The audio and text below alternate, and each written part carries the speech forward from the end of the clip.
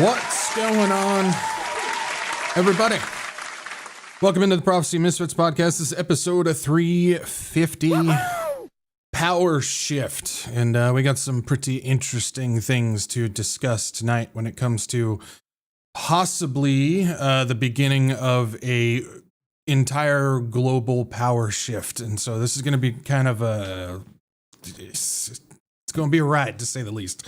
But yeah, so we got some stuff to talk about tonight. But welcome in. This is what we do on Tuesdays and Saturdays. We get together and we watch for the signs of return of our Lord and Savior Jesus Christ. What does that entail? Well, we're called to be watchmen. We're called to watch for the crazy things that are happening in the world. And we know that those are stepping stones to prophetic events that will happen post-rapture into the day of the Lord. So when we start to see things build up towards those, we know we're getting closer to getting out of here, getting off this rock, and I'm looking forward to that. So, but welcome in, guys. Glad to have you here, and yeah, so good stuff. But yeah, Power Shift, episode 350 of these. It's crazy, but Power Shift.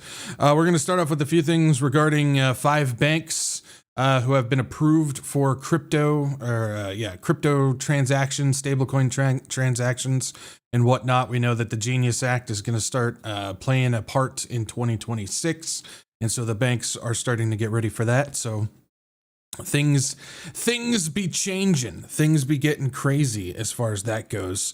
We also got some stuff when it comes to the SEC backing down on crypto lawsuits, and pretty much every single one is connected to the Trump administration in some type of way. Shocking, right? Shouldn't be. We also have the announcement of the Platinum card. We heard about the Trump Gold card, but now there's the Trump Platinum card to go along with that, so we'll talk about that. We got an update of what's going on with the Venezuela situation. It's always good to pay attention to what's going on with that, because I think this could play a part in some pretty fascinating developments for the future. And then the big thing of the night we're going to talk about is regarding possible global power shift type stuff. We got Hegseth talking about the Monroe Doctrine. We'll go over that. And then there's also the report coming out that there's going to be an entire military command power shift as well, with the removal of several 4-star generals and consolidating power in different sectors of the world. So that's going to be an interesting part as well. The national security strategy came out, and there is a clear agenda at play where the United States is backing away from Europe and aligning themselves with Russia and China. And so there's some interesting things regarding that. I don't want to give too much away off the top, because there's a lot to cover with that. So we'll talk about that. The U.S. suspends a technology deal with the UK, which was announced in September. And then something else at the end to round it out. Again, I don't want to get it too far ahead. So we've got some interesting things. This is going to be one of those where we're going to be talking about a lot of geopolitical details and things like that may not sound, woohoo fun to talk about, but this could definitely be a shift in some things going on. So this is going to be an important one. From at least from the position that I'm standing. So you definitely don't want to miss this one. But anyways, glad to have you guys here. Thank you for being here. And hopefully everybody is doing well. And somehow we're having a conversation about Kid Rock. Okay. I see you, Will G. Interesting stuff. But yeah, good stuff. Hopefully everything or everybody is doing well tonight. It is Tuesday. I can't keep track of anything. It's crazy. If you were watching over on the website, I do want to say this. If you were watching over on the website and it ended about 10 minutes early, that was my fault. I accidentally ended the live stream over there too early. I pressed a button that I shouldn't have, and I didn't realize it. So I apologize for those who were watching on the website and it got cut off about 10 minutes early. That was my bad. I will not press that button again. So you should get the whole show tonight. All right. So with that, let's just go ahead and get into some housekeeping real quick. Housekeeping? I don't think you're sleeping. Housekeeping? All right, for housekeeping, usual spiel. If you guys can, like, share, subscribe. Get this out to as many people as you can. It's not about views, not about butts and seats, but it is about getting the warning out to people and getting people to Jesus. So if you guys can do me a solid and like, share, subscribe, I'd certainly appreciate it. Again, our goal here is to try and uncover the truth, attack things from different angles, talk about subjects that we don't normally talk about, all in the name of warning, watching and warning, so we can share the gospel with those who are trying to seek the truth and seek the information. There's a lot of people out there that don't have salvation in Jesus that are trying to find the truth of what's going on.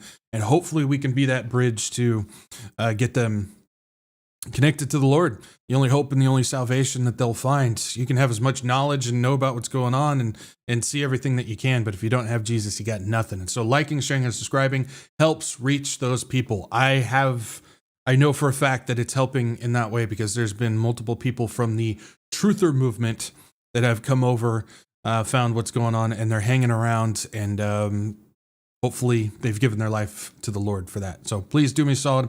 Like, share, subscribe. Also, if you guys can, follow Rumble and Telegram. Those are my backup channels. If I get booted off YouTube, we'll be backup live streaming over on Rumble, so make sure you guys go ahead and follow over there. Telegram, we post updates, announcements, and other little things that we can't necessarily put in video format, so make sure you guys follow over there as well. If you don't like Rumble, you don't like Telegram, I completely understand. Just make sure you guys go ahead and bookmark the WretchedWatchmen.com website. That's your one-stop shop to stay up to date on everything happening with this channel and what we do and all that type of stuff. You'll find the latest podcasts and live streams. The announcements are there. The free book to download is there as well. So and a whole host of other things. So make sure you guys go ahead and bookmark the website so you always know what's going on there. If you guys would like to support this channel, what I got going on, I got donation links down below. CashApp, Venmo, and GiveSendGo. This channel is not monetized. Don't make anything from ads, views, or anything like that. It runs entirely off of your guys' donations. Again, I'm one of those people where I think ministry should be free. The gospel should be free. The knowledge that we learn as Christians should be free and given to everybody as well. And so because of your guys' generous hearts and your donations, we're allowed to do this entirely free and give everything free. And so thank you guys for your support and your blessings. I thank the Lord for all of you guys. I'm so grateful for all of you. So thank you for not only your donations, but your support through prayers and encouragement and everything like that. You guys are awesome. Also, I'm starting to reply to emails. Again, there's about 10 days there. I got 10 days worth of emails in my inbox. Starting to reply to emails and stuff. I finally have some time to start doing that. So if you're still awaiting a response, it's coming. Just hang on. Unless you sent me something really stupid, then you probably won't get a response. Like I just got one today. It was a giant thing showing me why the rapture is going to happen on Hanukkah of this year. Instantly went into my spam folder, so just don't waste your time. But I'm replying to emails. And also on Fridays, we do the Wretched Recap as well. It's just a video that we post. It's about 20 minutes long, going over about 5 or 6 different topics of news that have happened over the week that we haven't covered during the podcast. So make sure you guys tune in for the Wretched Recaps on Friday as well. So, okay. Yeah, some of you guys got a kick out of that. It's crazy. These people just come up with this stuff. And it's like, and it was a mass email. You could tell they didn't even blank carbon copy. They just did carbon copy and they sent it to like 50 different people, including people like Barry Awe and stuff like that. And it's like, clearly you don't know me or watch my stuff. You're just sending this out to everybody because Barry Awe has no idea what he's talking about and he causes damage to the thing. So if you're telling me it's going to happen in Hanukkah and it's like, just stop. These people, man, they're never going to learn their lesson. I'll tell you what, never going to learn their lesson. All right. That's all we got. Somebody please remove Sean Lee from the chat. I've seen multiple messages from him that are clearly wrong. So please remove him. Oh my goodness. Thank you. Appreciate that, Patrick. All right, let's go ahead and start getting into this stuff, shall we? Just crazy, man. Yikes. Anyways. Yeah. All right, let's just go ahead and get into the thing. I got it. Oh, man. This world's too much. Lord, please come soon. That's all I can say. Lord, please come soon. All right, let's get into this. So let's start off with the update of what's going on with the, if you missed it, don't worry, it's not worth it. He's just, anyways. But yeah, let's go ahead and talk about what's going on with the digital financial system that is making its way into the United States right now. Fascinating how this was all the talk for so many years, and now that Trump is installed and he's the one bringing it to the country, nobody wants to talk about it. Interesting. Almost like there's an agenda at hand. So let's go ahead and talk about this. The OCC, the Office of Comptroller of the Currency, announces conditional approval for 5 national trust bank charter applications. The Office of the Comptroller of the Currency, the OCC, today announced its conditional approval of 5 national trust bank charter applications. Subject to meeting the OCC's conditions, these institutions will join approximately 60 other national trust banks currently supervised by the OCC. So basically what we're seeing right now is we've seen several groups put in for bank charters get approved, and then several other banks that are already banks, but they're being approved to start doing digital assets. And so these groups are starting to come in to build crypto banks in this country, to establish crypto banks. It says the OCC conditionally approved applications for de novo National Trust Bank charters for First National Digital Currency Bank and Ripple National Trust Bank. The OCC also conditionally approved applications to convert from a state trust company to a national trust bank for BitGo Bank and Trust, National Association, Fidelity Digital Assets, National Association, and Paxo Trust Company, National Association.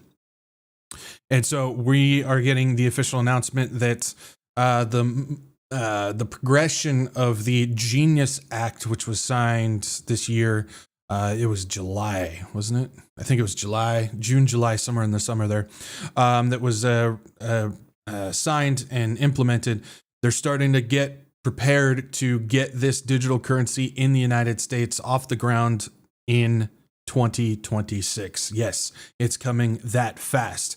And from my understanding, it's supposed to start getting becoming active summer of 2026. So it's not towards the end. It's not like we have another year before this stuff starts happening. Nope. It's about 6 months out. We're going to start seeing digital currency unleashed in this country. And so if we move over here, it says Trump administration approves first round of crypto-focused banks. It says the Trump administration on Friday blessed plans to launch 5 new cryptocurrency-focused national banks, part of its push to give the industry broader access to the traditional financial system.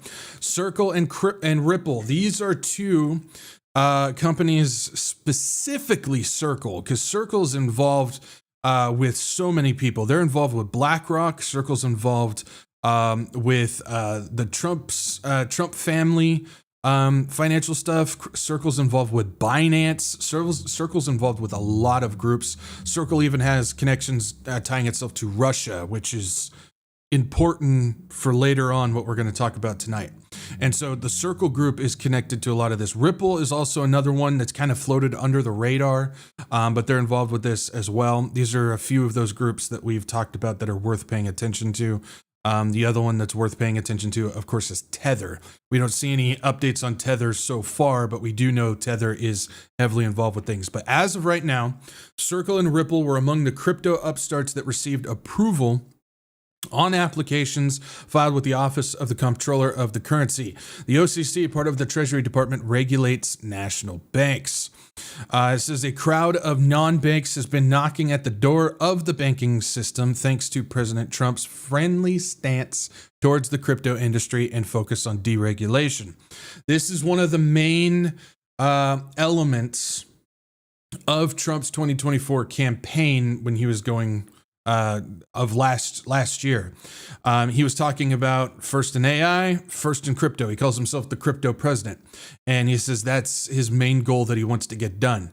And so I remember when the whole thing was signed about the executive order regarding the banning of CBDCs. You guys remember when that happened? Everybody and their mom was celebrating, going, yay, he's banning the globalist agenda of the CBDC and so on and so forth. but all they read was the title that said that it was removing CBDC, banning it, rather than reading the actual document that said, well, what we're going to do is we're actually going to promote and bring in crypto and stable coin. And stable coin, of course, we've talked about is worse than CBDC, because stable coin basically not only does everything that the CBDC does, but it's through private institutions, which means there's no government or legal red tape that they have to jump through if they just want to shut off your money. Because it's a private corporation, they can just shut it off whenever they want to. And so it makes it that much more dangerous and that much worse.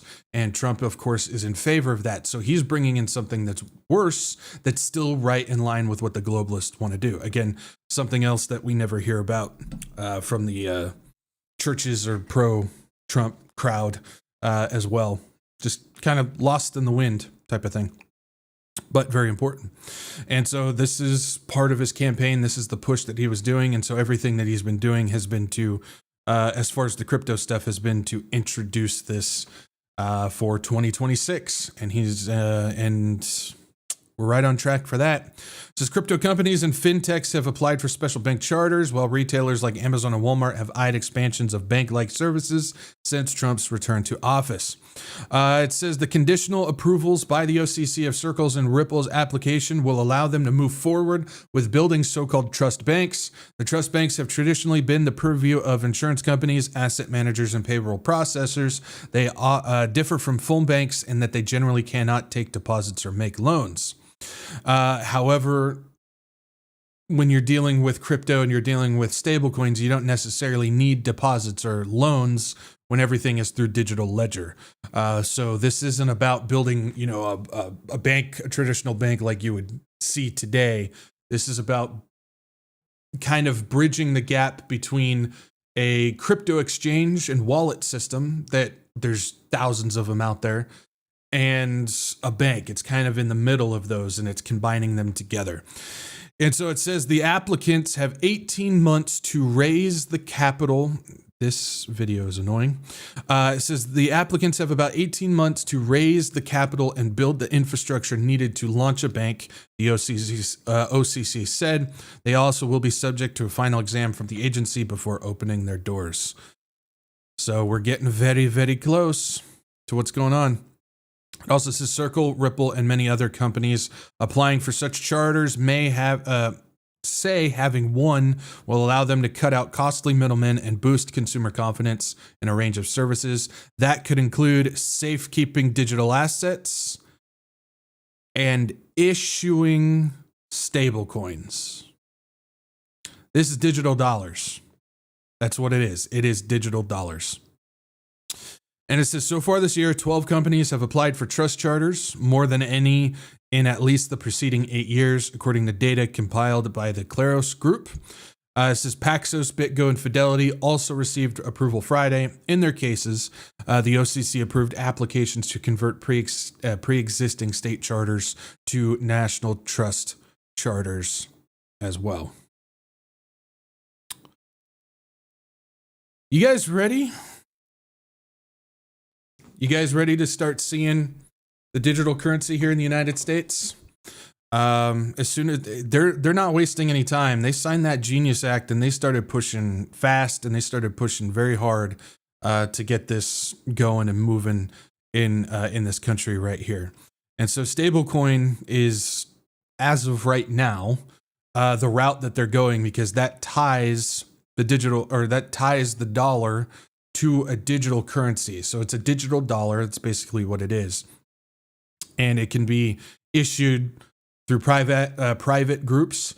And what makes it fascinating and interesting, which I believe will play an effect when it comes to what we'll see when it comes to a one world economy in the future, is because it's digital. It doesn't matter if it's 500 different private companies that are issuing stablecoins. If it's all backed by the same thing and it's done digitally, that means it can just be instantly transferable between all those different groups. And so just because you have 500 different groups issuing 500 different stablecoins, the fact that it's all backed by the same thing puts it on the same playing field as a one economy system, a one currency system. And so that's why we kind of look towards the digital currency when it comes to the one world economy described in Revelation, which of course we know is mirrored from the Tower of Babel with their one world economy that they had back then, is if everybody is playing the same digital currency game, doesn't matter if there's 5,000 different institutes with 5,000 different digital currencies all around the world, if they're all backed by the same thing, which I think they're working their way towards, then you literally have a one world economy system that can be used according to however the beast chooses to do it in that time. So this is why we're watching for this. And I'm curious to see the reaction when this stuff starts going live here in the United States. It's going to be fascinating to see both the secular world and the Christian world react to how this is going to happen. So pretty interesting, the moves being made when it comes to this. All right. And sticking with cryptocurrency, we have this as well. Says the SEC was tough on crypto. It pulled back after Trump returned to office. And so this has to do with more deals and corruption with the government regarding the crypto industry. Of course, Trump being the crypto president and having multiple financial ties, not only him personally, but his family and his friends.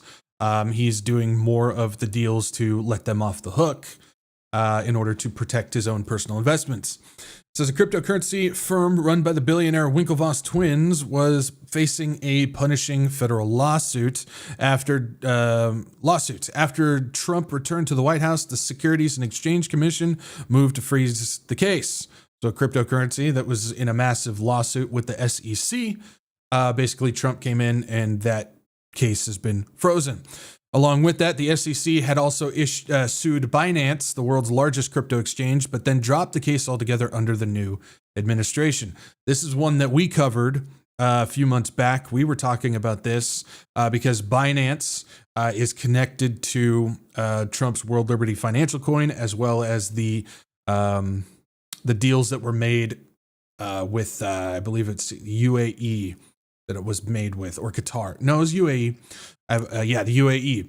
And so because there's a massive deal, a chip deal with the UAE, along with investment in World Liberty Financial, which was on Binance, there was a bunch of money between the Trump administration as well as Binance as well. So he was protecting Binance. We also talked about how the founder of Binance was also let off the hook with Trump as well by pardoning him as well. So just protecting his investments. And after a years-long legal battle with Ripple Labs, which is interesting because Ripple just got approved for their bank charter, the new SEC tried to reduce a court-ordered penalty against the crypto firm, seeking to soften the blow of punishment.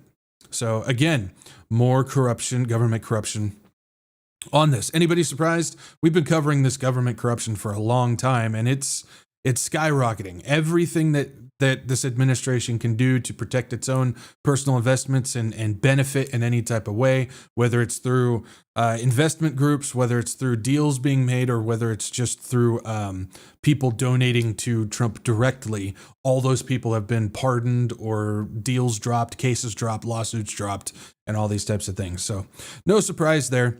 It says the agency's pullback from these cases illustrated a wide-ranging transformation in the federal government's treatment of the crypto industry during President Trump's second term. It is unheard of for the agency to retreat from a swath of lawsuits against a single industry, and yet the Times found that the SEC had eased up on more than 60% of the crypto cases that were ongoing when Trump returned to the White House, moving to pause litigation, lessen penalties, or outright dismiss the cases. Again, we've talked about several of these. I think we've gone over about 4 of them, of these specific crypto companies that have been pardoned or lawsuits dropped simply because they're connected to Trump in some type of way. And so the fact that this is a recurring theme shouldn't shock us. Again, we've gone over several of them, proving that this is legit what the administration is doing. It says under Trump, SEC dismissals came at a far higher rate for crypto firms than other cases. And although the particulars of the crypto lawsuits differed, many of these firms had something in common: financial ties to Trump and the self-described crypto president. The SEC, the top federal regulator that polices wrongdoing in the financial markets, is no longer actively pursuing a single case against a firm with known Trump ties. I'll say that again. The SEC is no longer actively pursuing a single case against a firm with known Trump ties. It backtracked against every firm that either has relationships with the Trump family's crypto businesses or has donated to his political causes. Again, we went over several of those. The agency's only remaining crypto cases are against the little-known defendants without clear ties to Trump. See, they're not even hiding the corruption anymore. They're not even pretending to cover this stuff up anymore. Why is that? It's because we're so far along that they don't need to do it anymore. Again, I think we made a major shift the moment Trump, during his first administration, because we had Trump come in, set things up for his next stint as president. But first, we had to solidify the support behind him to accept things just like this by allowing Biden to get in and cause the chaos that he did during his administration, where he built a few things into his administration that kind of flew under the radar that helped set things up for Trump's second administration. We went over a few of those. And so during all that chaos, there was more ground floor laying that was happening. So when Trump came in on his second term, he could just hit the pavement running. And that's exactly what we're seeing right now. And he's doing it with support of everybody. Why? Because he's the one that's countering, quote unquote, countering the chaos of the Biden administration when that was simply just setting things up for this next term, which includes the crypto industry and the stablecoin industry and getting all that stuff set up and off the ground. Again, that's why it's so important that we don't view this from political paradigm. We don't view it from left, right. We don't view it from that perspective. We just view it from a corrupt government system. Doesn't matter if it's red or blue. It's a corrupt government system being led by puppeteers above them. They're the ones passing down the orders. They're the ones orchestrating this stuff and setting it up and getting things moving in the right direction that they need to. And we are clearly seeing that right now. Says the SEC outright dismissed 7 crypto cases. 5 had known Trump ties. It moved to freeze proposed favorable settlements in or conceded 7 other crypto cases. 3 have known Trump ties. And that leaves 9 cases from which the agency did not retreat or are continuing their lawsuits and investigations. And none of those 9 have any ties to Trump. Goes on to say Trump is both a crypto industry player and the industry's top policymaker, a president who stands to profit from companies that his administration oversees. This is conflict of interest, the very definition. Like if you go to a college class, day one, conflict of interest 101, they're going to say, if you set the rules, but you're also a player in the same thing that you're setting the rules, that's conflict of interest. And that's exactly what we see here. But nobody's going to say anything. Nobody cares because it's Trump. And there's the theater of politics and the cult of personality that has been a part of politics since the beginning. That's just how it works. Politics is the religion of Satan, but it's also the perfect theater. And it works every time because people have this illusion, they're deceived that they have a choice and a voice in what's going on when that's not reality at all. It also says the fact that many of the firms sued by the SEC have connections to him demonstrates the conflict in a president's pushing policy that dovetails with his interests. In the early days of his second term, the White House declared that the president would be halting aggressive enforcement actions and regulatory overreach that have stifled crypto innovation. Why is that? Because Trump's here to set up the digital financial infrastructure for the United States.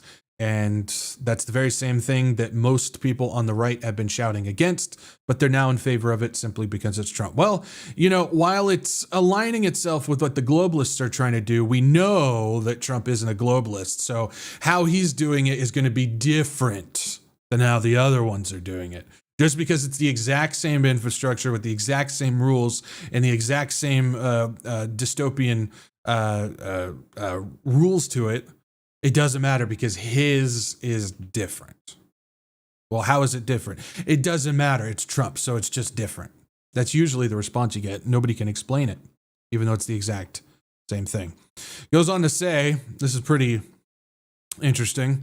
It says, during the Biden administration, according to the Times' analysis, the SEC brought on average more than 2 crypto cases a month in either federal court or in its in-house legal system. Even in Trump's first term, the agency averaged about 1 a month, including the high-profile cases against Ripple. In contrast, the SEC has not brought a single crypto case as defined by the Times since Mr. Trump's return to the White House, even as it has continued filing dozens of cases against other types of defendants. And so we get this. Crypto cases brought by the SEC under Trump and Biden. Trump's first administration, they brought 50 cases against crypto. Biden administration brought 105 cases against crypto. Trump's second administration, none.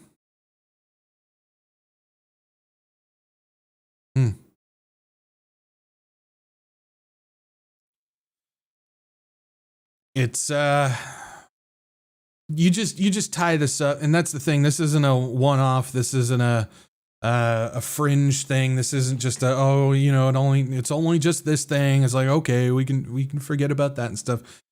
I mean, how many corruption cases have we talked about this year alone?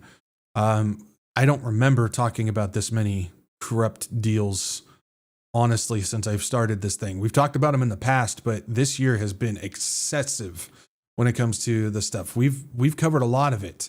We've done a few deep dives on a lot of it stuff, whether it's the surveillance stuff, whether it's Silicon Valley, whether it's Middle East, whether it's chips, whether it's crypto.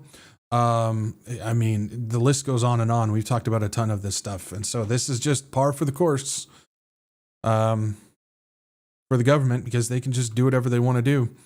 And this is where we start seeing some stuff that, we don't necessarily know, but using intuition and evidence and just kind of critical thinking and piecing stuff together.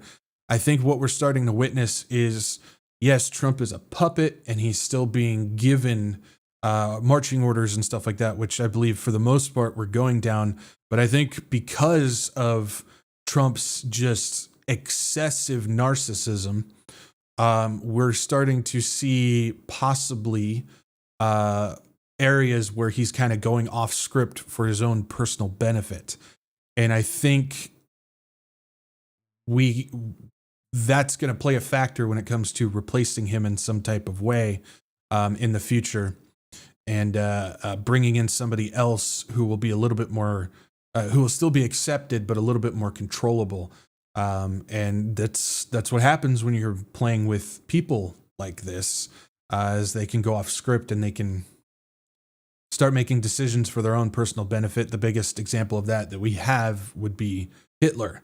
You go back into World War II, there was serious, and it's clear if you look for it, serious stage setting that World War II was going to create a global shift of power. It was going to set up the regions. Everybody talks about, those 10 regions and stuff like that. They had the map mapped out and ready to go for 10 regions that was supposed to come into effect after World War II. There was so many things that was going to happen, and we know that Hitler and Churchill and FDR and all those guys, they were all friends. They all were business partners. Their history goes back a long time. We know Hitler was groomed from when he was in prison and so on and so forth, that they were preparing to do that. But Hitler, being the narcissist that he was, saw an opportunity and he took it, and things had to shift, and that's why we're having to redo it again. I think the biggest way to answer the question of why we're here right now is the fact that God said timing wasn't ready yet. As we know, World War II played a part in establishing the state of Israel again, which we need in order for prophecy to play out, and it wasn't there yet. And so that's why God put a pause on that. But we're starting to see something quite similar now. It's just instead of Germany, it's coming out of the United States.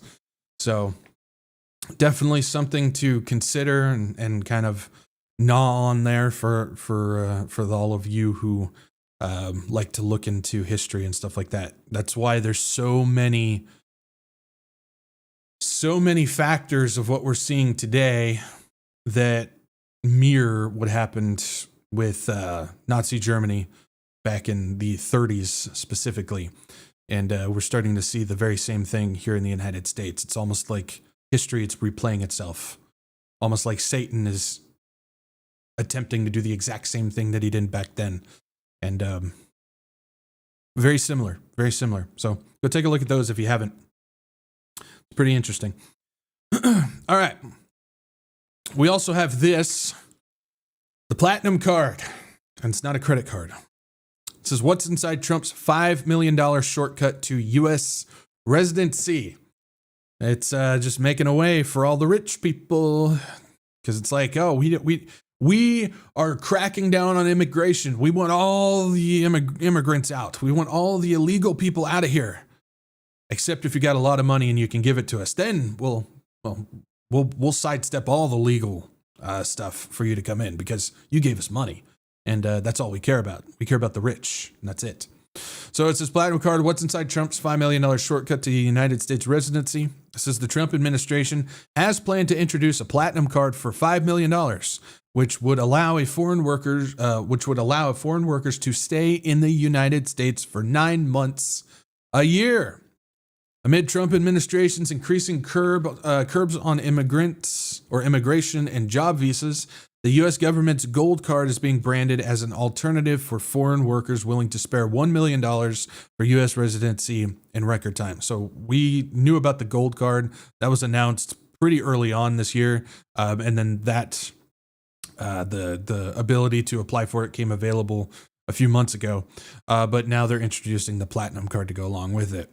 It says further, the Trump administration has planned to introduce a Platinum Card for $5 million, which would allow a foreign worker to stay in the United States for 9 months a year with tax exemptions. So if you're super rich, you can bypass all of the immigration stuff and all the visa stuff that you have to do in order to come to the United States. If you give Trump $5 million, and that will allow you to come into the United States for at least 9 months of the year, work here, and you don't have to pay taxes.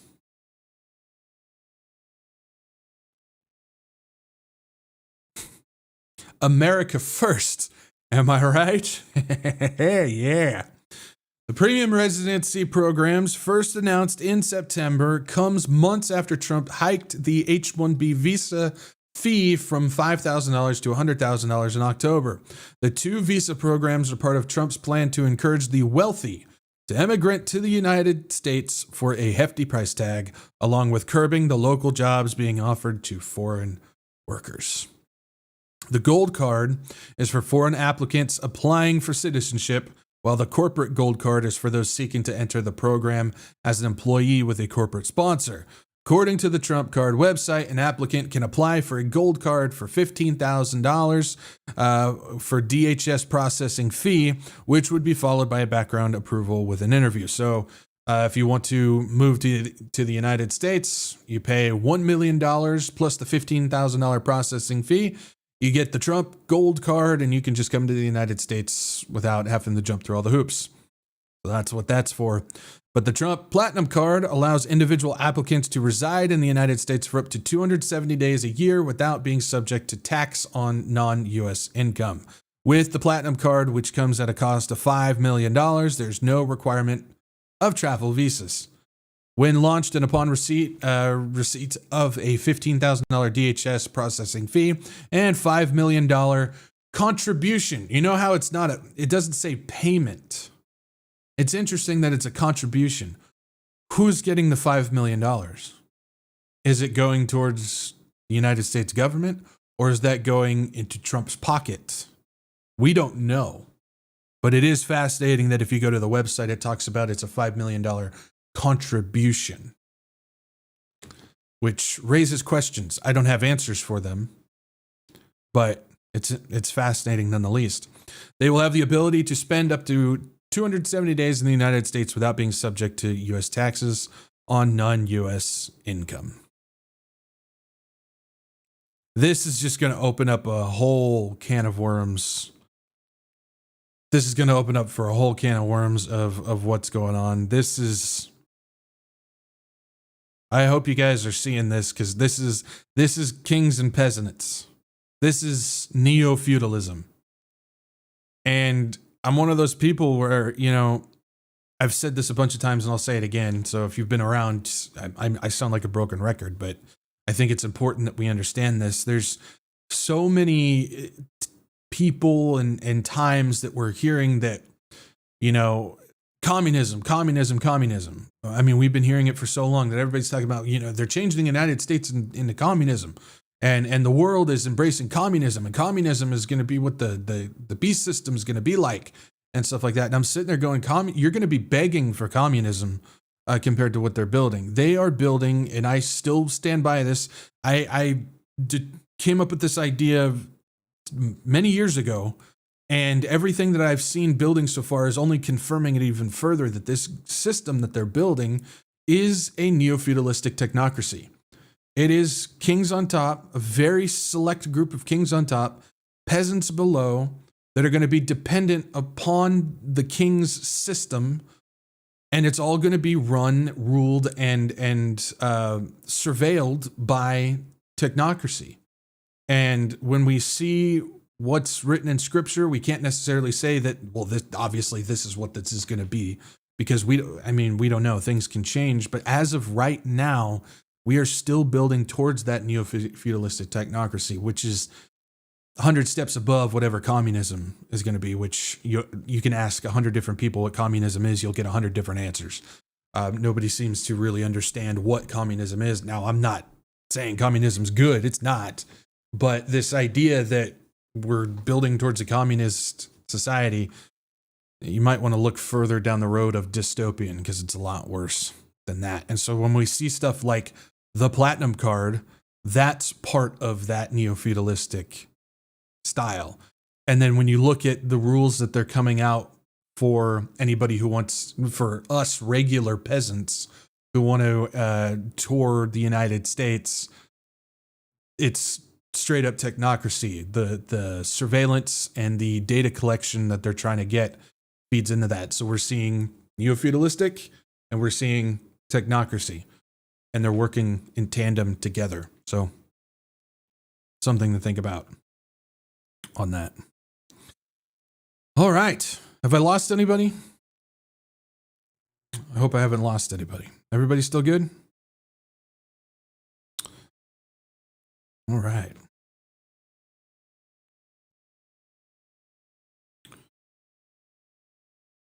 Miss Mustard, how did I forget it's Tuesday? Yeah.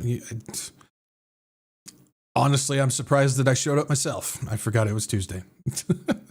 So don't worry about it. What is this, Proton Girl? This is pretty spectacular in a I can't believe this is all happening way, that we are watching this unfold right now in front of our very eyes, and we know what's going on. How great is that? As the famous Schoolhouse Rock says, knowledge is power. You grow like a flower, and knowledge is power, right? Anyways. All right. Miss Mustard. Good stuff. All right. Let's go ahead and we're going to switch gears, and we're going to give an update on what's going on with Venezuela, shall we? All right, so we've been following Venezuela. We definitely don't have enough time to go over all the stuff that we've covered. We're at that point now where we've seen so much and we've looked into so much of what's going on with Venezuela that we can't necessarily do an overview of it. But if you haven't been following along, I just backtrack and go through the different podcasts and videos that we put out regarding it, because there's a lot of information and a lot of deals and players involved with it. So go take a look at that. But we have been following this Venezuela situation, and it seems to continue to escalate. We're getting physical moves. That's the important part. You know, if we're just continuing to hear threats and just finger pointing and stuff like that for months on end, we probably would have stopped following this a while ago. But we are actually seeing physical build up and physical action moves happening, which is validating that there is something as of right now moving in the direction of actually something breaking out. So that's why we're following this. That's why I think it's important that we do, especially with the latest stuff coming out regarding this Monroe Doctrine that we'll get to in just a second. So we have this. It says U.S. military says strikes on 3 boats in the Eastern Pacific Ocean kill 8 people. So we have another strike against 3 boats, killing 8 more people. It says the U.S. military said Monday that it attacked 3 boats accused of smuggling drugs in the Eastern Pacific Ocean, killing a total of 8 people as scrutiny over the boat strikes is intensifying in Congress. The military said in a statement on social media that the strikes targeted designated terrorist organizations, killing 3 people in the first vessel, 2 people in the second boat, and 3 people in the third boat. It did not provide evidence of their alleged drug trafficking, but posted a video of a boat moving through water before exploding. Did not provide evidence of their alleged drug trafficking. Right in line with every other strike that we've had that's almost at 100 people killed, with 0 proof given to the public that they were trafficking drugs to the United States.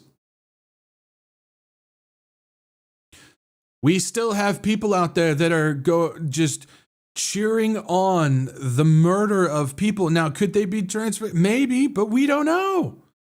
As of right now, as it sits with everything that we have and all the stuff that's happening, the United States military has murdered almost 100 people, providing 0 proof that they were doing what we're told that they were doing. And as somebody who has listened to Trump and his mouthpieces of his administration for a very long time, every single time they open their mouth, it's a lie. They are physically incapable of telling the truth, this administration. And you can prove it 10 times over. It's just straight up lying. Provide some evidence, provide some proof. They will not do it. Wonder why. Says Trump has justified the attacks as a necessary escalation to stem the flow of drugs into the United States and asserted that the U.S. is engaged in an armed conflict with drug cartels. And this campaign has killed at least 95 people in 25 known strikes since early September. That includes the very first one, which was a Hegseth double tap order where struck the boat, 2 people survived, and they shot again in order to kill them. It says Defense Secretary Hegseth, Secretary of State Marco Rubio, and other top national security officials are expected to provide closed-door briefings for lawmakers in the House and the Senate. From my understanding, from the information that I've gathered, they had that meeting today. And only a select group of congressmen were allowed to attend, which that doesn't make sense. But they hand-selected who was able to attend this briefing, closed-door briefing, with others being left out from it. One of the people that was allowed to be there was Kelly, Mark Kelly, I believe that's his name, who was one of the guys who was on the video, who came out and was telling military soldiers that if you are given an unlawful order, you are required by the law to not follow it. to disobey an unlawful order. And that's when Hegseth said that they're going to start investigating Mark Kelly so they can do a tribunal, thing against him and throw him in jail and stuff like that. But he was allowed to attend this thing. And apparently him and Hegseth got into quite a shouting match in the middle of this briefing, which is pretty fascinating. Of course, we don't know the details of that, but if that report is true, then pretty interesting in regards to that. But yeah, so more people dead in regards to this. We also have this. It says Trinidad and Tobago will open Caribbean nations' airports to U.S. military as Venezuela tensions grow. Says the government of Trinidad and Tobago said Monday that it would allow the United States military to access its airports in coming weeks as tensions build between the United States and Venezuela. The announcement comes after the U.S. military recently installed a radar system at the airport in Tobago. The Caribbean country's government has said that the radar is being used to fight local crime and that small nation wouldn't be used as a launchpad to attack any other country. The U.S. would use the airports for activity that would be logistical in nature, facilitating supply replenishment and routine personnel rotations. Trinidad and Tobago's Ministry of Foreign Affairs said in a statement it did not provide further details. It says Trinidad Prime Minister previously had praised ongoing U.S. strikes against alleged drug boats in the Caribbean. There are only 7 miles that separate Venezuela from the twin island Caribbean nation at their closest point. So Trinidad and Tobago, if you guys don't know, like on a map, is like right off the coast of Venezuela. And they're not particularly friendly to each other, at least in the public eye. I don't necessarily have any information on the background that would show that they are friendly behind the scenes, but maybe they are, who knows? I don't know. But in the public eye, they're not. And so we have an agreement. The United States military has an agreement with Trinidad and Tobago, which allows them to host military units on the islands. And they just recently installed a radar at one of the airports, and now Trinidad has opened up their airports for military planes and copters and all that type of stuff. And it also says hours after the announcement, Venezuela Vice President Delcy Rodriguez said her country was immediately canceling any contract, deal, or negotiation to supply natural gas to Trinidad and Tobago. So because of the buildup in the move, Venezuela has halted any natural gas deliveries to Trinidad and Tobago. So there is a deal, or was a deal between them regarding natural gas that has been shut off. If you guys remember, we've seen stuff where like Russia shut off gas to Ukraine and shut off gas to other European countries when that whole thing happened and all that type of stuff. So it's another situation happening here with that as well. So we got a buildup that's happening with United States military over in these Caribbean islands right off the coast of Venezuela to go along with that. Then we have Venezuela accuses Trinidad of complicity in U.S. tanker seizures. So we covered that on a Wretched Recap. I believe that was Friday that we covered that, where the United States basically took over a Venezuela tanker, oil tanker that was on its way towards Iran, because Venezuela does a lot of oil transfers with Iran, deals with Iran. And so the United States took that thing. And it says hours after the government of Trinidad and Tobago announced that it had granted permission to the U.S. military aircraft to transit its airports in the coming weeks, Venezuela accused the country of being complicit in the seizure of an oil tanker claimed by the United States last week and immediately terminated energy contracts and agreements with the Twin Island states. So we talked about the natural gas. Now, Venezuela is accusing Trinidad and Tobago for helping the United States steal one of their oil tankers. It says a communication posted by Venezuela Vice President Delcy Rodriguez earlier today claimed that the South American country had full knowledge of Trinidad and Tobago's alleged participation in what is being called the theft of Venezuela oil. It also referenced the U.S. installation of a military-grade radar in Tobago, which was first downplayed but later admitted by Prime Minister Kamala Prasad Bisayar. I have no idea how to pronounce that. It also says it referenced the U.S. installed radar at the ANR International Airport in Tobago, believed to be a long-range, high-performance pulse Doppler radar that can provide air surveillance, air defense, and counterfire, neutralizing enemy weapons, target acquisition. If that's true, I don't know. The United States says that it's not that. It's a short-distance radar helping Trinidad and Tobago with their local crime problem. Venezuela is saying that it's for much larger capacity and military operation. Does anybody really know? I don't know. Everybody would just probably be taking a guess at that point. And it says the official has turned the territory of Trinidad and Tobago into a United States aircraft carrier to attack Venezuela in an unequivocal act of vassalage, it said. Which is kind of interesting if you think about it, because Trinidad and Tobago aren't very big, so it is kind of like a large aircraft carrier if you think about it, if they're allowed to use the airports there. So pretty interesting that we do have a buildup happening on Trinidad and Tobago. Doesn't end there. We just got an update today. More escalation. It says Trump orders total and complete blockade of all sanctioned oil tankers in Venezuela. So we have another escalation, actual physical escalation happening as well.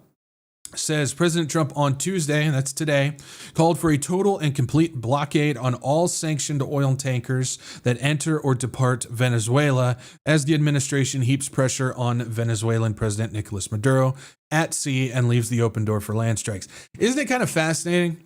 This is something that always just has bugged me. This isn't necessarily something just for this situation, but it's just bugged me in general, that a country can just declare, I'm placing a sanction on these ships that come to and fro this other country.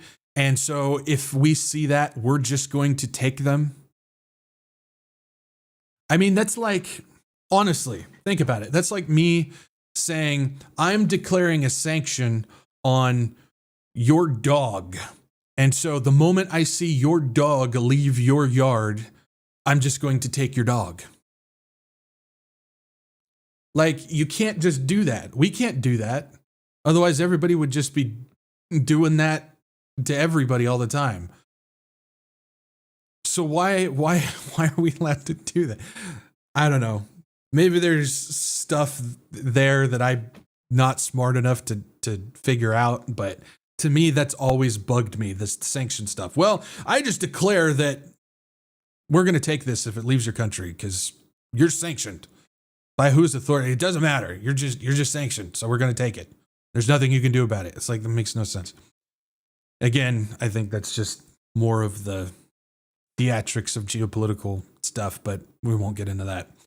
Just a random question or observation, however you want to word it. It says Venezuela is completely surrounded by the largest, this is what Trump posted on social media. It says Venezuela is completely surrounded by the largest armada ever assembled in the history of South America, the president wrote on Truth Social.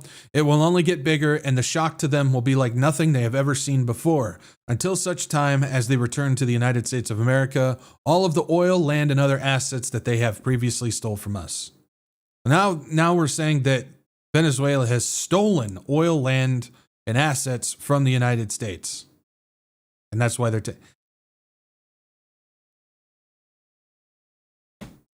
again, it makes no sense. Again, maybe there's something there that I don't know about or I'm not smart enough to figure out, but it just doesn't make any sense. Anyway, yeah, Dino, America's been doing it for a long time. Yeah. If you really want to think about it, America has done it since the birth of the country. If you really want to get into the details of it, because what did the colonies do when they first came here? They basically sanctioned the land from the natives that lived here. But again, that's a completely different conversation with a whole lot of detail that we're not going to get into, but it's been there since the very birth of this country. So pretty interesting if you want to think about it there. But yeah, it just, I don't know. This is why, because I know there's so many people that they put so much emphasis and weight into geopolitical stuff thinking that it's real, that this stuff is all real. And that's why I think if you break free from that, and you can't just, I know there's a lot of people that say it like that, but you can't just go, okay, I think it's all fake now and stuff like that. You need to put in a little bit of time to see how you get to the point of it being fake. That's the important thing. It's the same thing when you're studying the Bible. Me and my dad have this conversation all the time. We have this conversation all the time. That don't just listen to what somebody says and then pick up that statement as something that you believe and run with it. Put in the time and the work to be able to establish how you get to that point. So it doesn't matter if, because I'm from the stance that I think this geopolitical stuff, for the most part, I would say about 90% of it is orchestrated, theatric stuff that's happening. It's planned that way. These people know what's going on. Again, for the most part. And so, but I've put in a lot of time researching things that have led me to that. I've heard somebody say it before. And it's like, okay, I'm going to look into this. And I spent the time and I did it. And I can get to that point. It's the same thing when it comes to the Bible. We get to that situation, and it's dangerous if we do it this way. That's why we shouldn't do it this way. Is like if we're sitting in church and we're listening to a pastor, and the pastor says, well, I believe this, and and he reads a passage or whatever, and that's why I believe that. And people just go, oh, that makes sense. That's what I believe too. And then the moment you ask them explain how you get to that point, they can't explain it. They'll just say, well, so-and-so said this. It's like, okay, that's great. I'm not asking so-and-so and how they got to it. I'm asking, how did you get to that? They don't know, because they're just taking somebody else's teachings or somebody else's beliefs and they're applying it as their own without doing the research of how they got to that point. And that's why I think so many people, myself included, that's why I think so many people are at the point where it's like they're illiterate with what they believe, not only with the Bible, but also with geopolitical stuff, with politics stuff, with religion stuff, with you name it. It's because they're just listening to what other people have said, and they're not doing the research on their own way. And I think,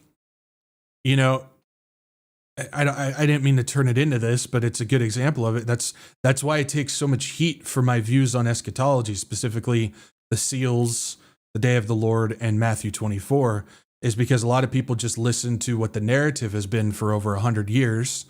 You can take that back and look up the history stuff, but they've just listened to what has been taught for 100 years, even though it doesn't really make sense and doesn't fit what the scripture says.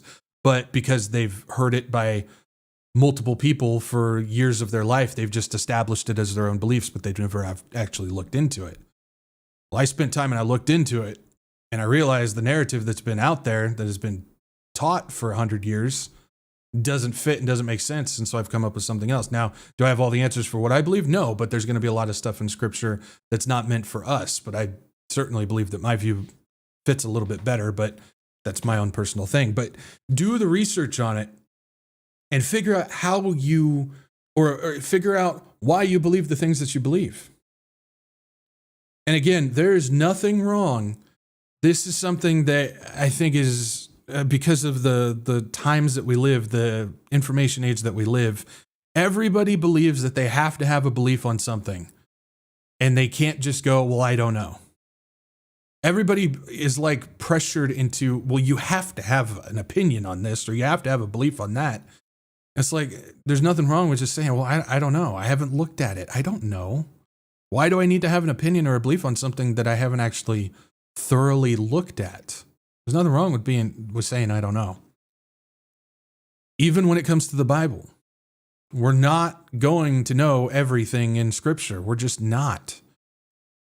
And so if you get to something in Scripture, or somebody asks you a question about something, there's nothing wrong with saying, I don't know. Let me look at that. And spend some time and look at it. That doesn't mean going and listening to somebody and taking their opinion. There's nothing wrong with listening to what they have and kind of using that as a springboard to maybe look into it and then develop from there. But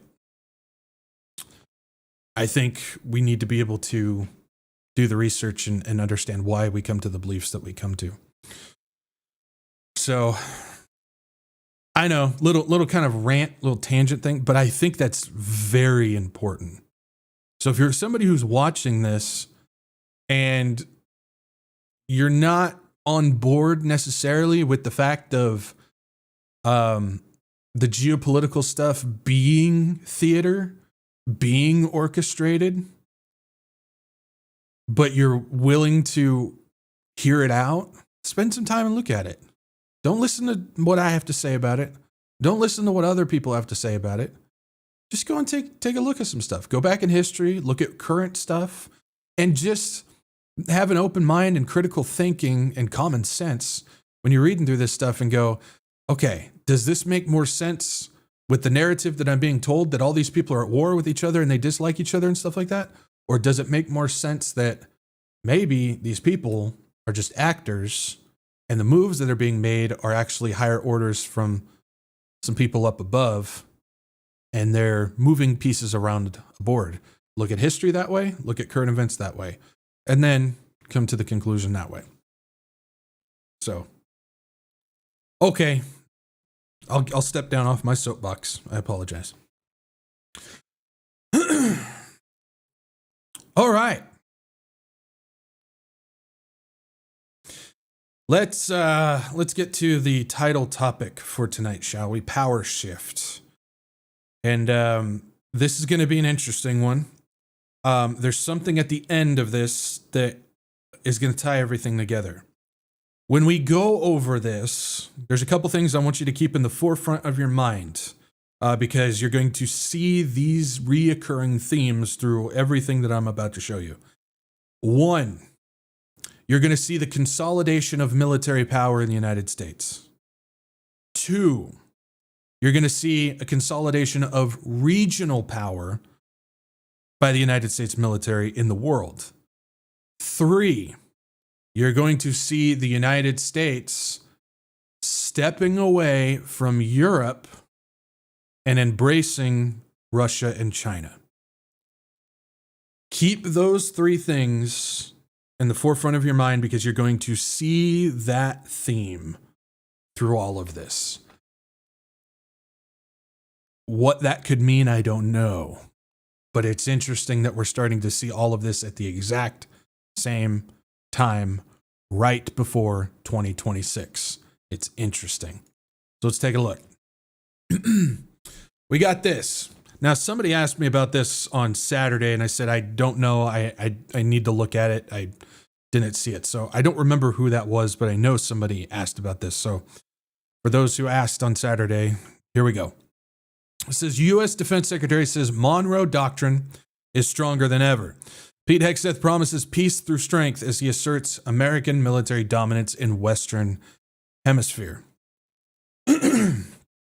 All right. It says U.S. Defense Secretary Pete Hegseth vowed to restore U.S. military dominance in the Western Hemisphere as Washington formally shifts its national security policy towards its geographic backyard. Hegseth declared that the Monroe Doctrine, which in 1823 claimed the Western Hemisphere as a U.S. sphere of influence, is in effect and stronger than ever, and that the Pentagon would make defending the United States homeland and our hemisphere its primary effort. If you don't know what the Monroe Doctrine is, I've got something I'll show you in just a minute, which will explain what it is. But right off the bat, what we got going on is Hegseth is shifting us back to the Monroe Doctrine, which I'll explain in a second. And it's about reducing U.S. influence, military influence, globally, and bringing it back to the Western Hemisphere in particular. I think this is important, especially because when we're going to talk about the United States backing away from Europe and embracing China and Russia for a strength coalition. We'll get to that. I don't want to jump too far ahead. We'll go through all this stuff and I'll kind of wrap it up in the end because this is fascinating. It says Hegseth, his speech at the Reagan National Defense Forum in California on Saturday came a day after the White House released its national security strategy, which made the Western Hemisphere the top priority of its core vital interests. it cut the emphasis on countering China and Russia made by Joe Biden's administration, along with the reference to Beijing and Moscow as revisionist powers from President Donald Trump's first term national security. The thing. Word lost. What's the word? I can't remember. Policy. There it is. Sorry. Blah. Okay. Trump's second strategy proclaimed a Trump corollary to the Monroe Doctrine and suggested that there be more troops, bases, and military operations in the Western Hemisphere, with a change in how the U.S. armed forces are deployed globally to counter urgent threats in the region. The U.S. currently has the largest deployment of warships in the Caribbean, with over a dozen vessels and more than 14,000 troops. And then it goes on to say that Hegseth, who has been embroiled in controversy this week over the legality of double strike that kicked off the U.S.'s anti-trafficking campaign, defended the attacks as being about deterring and defending our nation's interests against other threats in the hemisphere. So again, we're starting to see a major shift, at least on paper, and a little bit of a buildup in the Caribbean is kind of showing what's going on. But we're seeing a major shift where the U.S. is saying that they're going to start focusing mainly on the Western Hemisphere, which is going to now open up the region for Russia and China to start doing things on their own side of things, especially since this new national security policy is cutting emphasis on countering those two.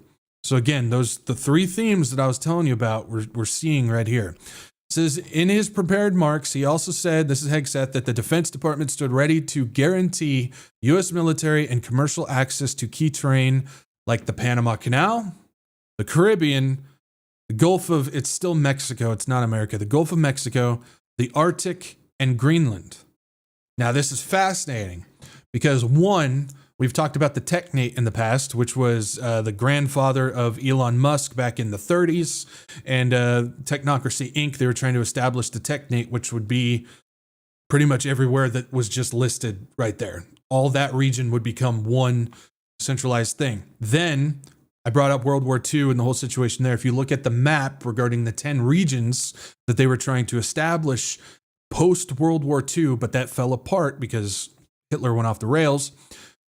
All the regions listed right here, that was going to be one region in the world on that post-World War II map. Now we're starting to see it get brought up again here, where the United States is trying to say what we're going to do is we're going to consolidate our military power to that region and those places again. So we're starting to see a recurring theme of reestablishing what they were trying to do back in 1930s, post-World War II, and now we're seeing it happen here again. Pretty interesting. It says the U.S. approach to China would be aimed not at domination, but rather at a balance of power, with Washington projecting strength but not being unnecessarily confrontational. Balance of power. Keep that in mind. That's something we want to hang on to. So this is Hegseth talking about the Monroe Doctrine and what they want to do militarily. Now, what's the Monroe Doctrine? What is the Monroe Doctrine and why does Trump want to reassert it? Well, let's just kind of go through this. I chose this article because they have the most concise breakdown. There's a lot to it, so if you're one of those people that want to go and dive further into what it is, go for it. This just kind of gives a quick overview so we understand what it is. This is one of the central pillars of the United States President Donald Trump's new national security strategy is a plan to update a more than 200-year-old foreign policy statement known as the Monroe Doctrine. After years of neglect, the United States will reassert and enforce the Monroe Doctrine to restore American preeminence in the Western Hemisphere and to protect our homeland and our access to key geographies throughout the region. the strategy document unveiled last week. So that's in the strategy document, the national security document. The document goes on to lay out a Trump corollary to the Monroe Doctrine that prioritizes American-led cooperative efforts to combat mass migration, drug trafficking, and hostile foreign incursion or ownership of key assets.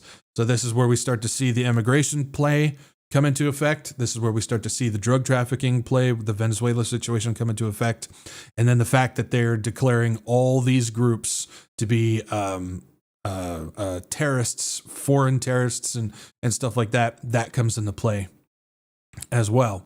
So the implications of the doctrine were particularly felt in Latin America, where Trump is currently seeking an array of strategies from military action near Venezuela to financial aid for Argentina to exert U.S. influence. There's the Argentina play when it comes to this. Remember the $20 billion that the United States was just handing over? That plays a part with this. That's Javier Milei, who was trained up by one of the WEF architects, and Milei was an actor before, and that's why he is a carbon copy of what Trump did during 2024. He did the exact same thing now. Fascinating. So, what is the Monroe Doctrine? U.S. President James Monroe delivered what became known as the Monroe Doctrine during the State of the Union address in Congress in 1823. The text, developed by the Secretary of State John Quincy Adams, asserted that the countries in the Western Hemisphere, identified as the North and South American continents, are henceforth not to be considered as subject for future colonization by any European powers. So, we're starting to get the hint now of the United States backing away from Europe. There's a lot more, but we're starting to get our first taste by Hegseth bringing up the Monroe Doctrine when that is what it was originally designed to be. So we're starting to see that now. It says, yet Monroe also made clear he wanted to see the United States as the new dominant power over the hemisphere, the Western Hemisphere, by asserting later in the speech that any interdispositions by any European power, so again, another hit against Europe, would be viewed as a threat to American peace and safety. Everybody's favorite word. Oh, I said it. Here we go. It means the rapture's happening tomorrow, right? Anyways, there's people that actually think like that. It goes on to say, in 1904, U.S. President Theodore Roosevelt issued what became known as the Roosevelt Corollary to the Monroe Doctrine, which envisioned the United States as an international police power that would keep Western Hemisphere's nations stable, orderly, and prosperous. Roosevelt had issued his corollary to ensure the United States, not Europe, would intervene if necessary, and however reluctantly, to keep Latin American countries financially solvent. Yet it was later used to justify multiple U.S. military interventions and occupations in Central America and Caribbean nations in the early 20th century. Getting a pretty interesting theme here. This is the U.S. President Franklin D. Roosevelt. Focus. I want to say some things. Let's just focus. Effectively ended the Latin American interventions with the Good Neighbor policy of 1934. However, the Cold War saw the end of that approach and reemergence of the Monroe Doctrine as a basis for countering communism and Soviet expansionism in the Western Hemisphere. Just change communism with immigration and change Soviet expansionism with drug trafficking, and you got exactly what we're seeing today. That, in turn, led to a series of U.S.-backed regime change operations in Central South America. Does that sound familiar at all? It should. We're seeing that right now. In 1962, U.S. President John F. Kennedy directly cited the Monroe Doctrine in a press conference to explain why the U.S. was seeking to isolate the communist menace in Cuba, culminating in the Cuban Missile Crisis that year. We've covered all that in the past as well. And it also says in 2013, then U.S. Secretary of State John Kerry declared during a speech to the Organization of American States that the era of the Monroe Doctrine is over. But Trump is bringing it back. Hegseth said the Monroe Doctrine is in effect and is stronger than ever under the Trump corollary, a common sense restoration of our power and prerogatives in the hemisphere consistent with the U.S. interests. That strategy has been most visible in U.S. military strikes on suspect drug boats in the Caribbean Sea since September, which have killed nearly 90 people so far, 95, as we found out today, as well as the U.S. military buildup near Venezuela. So again, he's directly referencing, it's directly referencing that's part of the Monroe Doctrine. It says others have noted Trump's recent announcement of a U.S. $20 billion bailout for Argentina and his support for the country's right-wing populist president, Javier Milei, is another sign of the Monroe Doctrine at work. So we're getting some fascinating stuff. So that's what the Monroe Doctrine is. It's basically about becoming the police superpower for the Western Hemisphere itself. So policing all of those countries, which we already saw listed. Some of them have been referenced by Trump early on in the year. Remember Greenland and Panama Canal, that we're going to take those over and stuff like that. We're starting to see the Monroe Doctrine, which has to do with keeping power over those countries as well. You guys following along so far? I don't want to lose anybody because, like I said, from the beginning, there's going to be a lot of details, a lot of geopolitical stuff that we're going to talk about. But this is important. I think this is something that we are actively seeing right now, and we got to pay attention. So hopefully you guys are with me. If you don't, if I lost you, rewind it, play it on a slow back thing, and listen, because I don't want to lose anybody. All right. Next up, Pentagon plan calls for major power shifts within U.S. military. So consolidation of military power. If adopted, the changes would complement other efforts by the Trump administration to move resources away from the Middle East and Europe. Interesting. Now, we don't necessarily have details on what it means to move resources away from the Middle East, but this is just something to think about and watch for. Does that mean that the United States is going to start backing away from Israel? That would be something in preparation for prophetic events later on. We don't know, so don't declare it as such, but it's something to watch for. And of course, backing away from Europe, that was one of the things that I said to hang on to. So senior Pentagon officials are preparing a plan to downgrade several of the U.S. military major headquarters and shift the balance of power among its top generals in a major consolidation sought by Defense Secretary Pete Hegseth. If adopted, the plan would usher in some of the most significant changes as the military's highest ranks in decades, in part following through on Hegseth's promise to break the status quo and slash the number of 4-star generals in the military. We just saw one resign because he would not follow through with Hegseth's orders. That was Admiral Halsey, because of the situation regarding the Caribbean, remember? And today's the 16th. I think he'll be officially gone in 3 days. I think it's the 19th. So that's a 4-star general that's gone. It says it would reduce its prominence in the headquarters of U.S. Central Command, U.S. European Command, and U.S. Africa Command by placing them under the control of a new organization known as the U.S. International Command.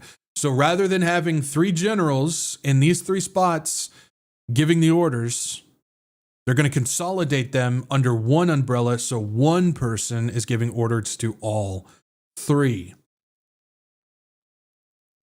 We're talking about a recurring theme when it comes to history. This is almost, not exactly, but almost identical to what Hitler did to his military when he started to form his loyalty army, his loyalty generals and stuff like that. This is very similar to what he did back then. Not saying that that's what's happening, but it's fascinating that it's a recurring theme of history. So such moves would complement other efforts by the administration to shift resources from the Middle East and Europe and focus foremost on expanding military operations in the Western Hemisphere, Monroe Doctrine. Hegseth's team said that in a statement that they would not comment on rumored internal discussions or pre-decisional matters. Of course not. And would we believe them if they did comment anyways? No. In the words of Dr. Evil, no. How about no? Sorry. The Pentagon has shared little to no details with Congress, a lack of communication that has perturbed members of the Republican-led Senate and House Armed Service Committees. We know this. We've heard their comments before. They're not getting any information regarding what's going on in the Pentagon and the military, and they're angry. The Pentagon even put out the policy that says officials in the Pentagon can't go directly to Congress anymore, and it has to be approved by Hegseth's approval office in order to even talk to Congress about military things happening in the Pentagon. That's not how that's supposed to operate either. We talked about that a few months ago. It also says top officers at the commands involved are awaiting more details as well. So they're in the dark as well. It says the plan also calls for realigning U.S. Southern Command and U.S. Northern Command, which oversee military operations throughout the Western Hemisphere under a new headquarters to be known as the U.S. Americas Command, or AMERICOM. So taking those two and combining them under one umbrella as well. So now you've got, rather than 5 people overseeing 5 commands, now you've got 2 people overseeing 5 commands. So they're reducing it quite a bit. It says combined, the moves would reduce the number of top military headquarters known as combatant commands from 11 to 8, while cutting the number of 4-star generals and admirals who report directly to Hegseth. Those familiar with the plan said it aligns with the Trump administration's national security strategy released this month, which declares that the days of the United States propping up the entire world order like Atlas are over. And again, I think because of a possible alleged plan that this is about creating a power group. And so the United States wouldn't have to do that. But there's a lot of things that need to happen and a lot of things could change. Let's just keep going. Just keep it in mind. It says lawmakers have taken the extraordinary step of requiring the Pentagon to submit a detailed blueprint that describes the realignment's potential costs and impacts on American alliances. The measure, included in Congress's annual defense policy bill, would withhold money to enact the effort until at least 60 days after the Pentagon provides lawmakers with those materials. That bill has cleared House and is expected to pass the Senate this week. We covered that on Saturday, that the NDAA did indeed pass the House, and it's probably just going to go straight to Trump and get signed. So it also says the potential reorganization comes as Hegseth has begun broader efforts to cull the top total number of generals and admirals across the military. He also has fired or otherwise forced out more than 20 senior officers, threatened others with polygraph tests to determine whether they have leaked information to the news media, and told those remaining that if they do not like the administration's policies, they should do the honorable thing and resign. This is a serious consolidation of loyalty military leaders. They're looking for those who they can trust to just, without question, issue orders, even if they go against the Constitution, they're unlawful, or use your imagination. Again, very similar to what Hitler did during his time as well. Okay, so we've got that. This is the shift. So we got the Monroe Doctrine that Hegseth's talking about. We've got this plan to consolidate military power, which is in line with the Monroe Doctrine. Let's take a look at the national security strategy and what that document has to say. Trump warns of European civilizational erasure in aligned national security strategy. The national security strategy, which each administration must publish, also said the U.S. would focus on the Western Hemisphere and consider the Middle East a place for investment. Okay, we're going to get a lot in here regarding the shift from Europe to Russia and China. It says the Trump administration unveiled a new national security strategy late Thursday that took sharp aim at traditional U.S. allies in Europe, declaring that their governments were ignoring the will of their people in their support for Ukraine's attempts to repel Russian invasion, as it vowed to reorient Washington's attention to the Western Hemisphere. The strategy provoked sharp frustration from Europe's centrist leaders, many of whom read it as the U.S. plan to embrace their challengers and break up the institutions such as the European Union that the United States once promoted to prevent generations of conflict on European soil. Could this be something that needs to happen in order for revived Rome to become something in the future? A lot of people think that the European Union would be the revived Rome. I don't think so. I think there's something else that needs to happen. There's a few details we're not going to get into now. There's a few details that need to happen that the European Union doesn't match. But could it be that this plan of the United States backing away from Europe, could this be what sets off the chain of events to eventually create revived Rome? Something to think about. I'm not saying that that's for sure. I'm just giving you something to think about. That's all. It says instead, the plans turn Washington away from the global superpower role it has once held since World War II, embracing an older form of might in which the militarily strongest nations carve up the world into spheres of influence defined mostly by their ability to control their neighbors. This is key. This is something that big focus. If you're not paying attention, pay attention to this. I'm going to read this again. Instead, the plans turn Washington away from the global superpower role it held since World War II, embracing an older form of might in which the militarily strongest nations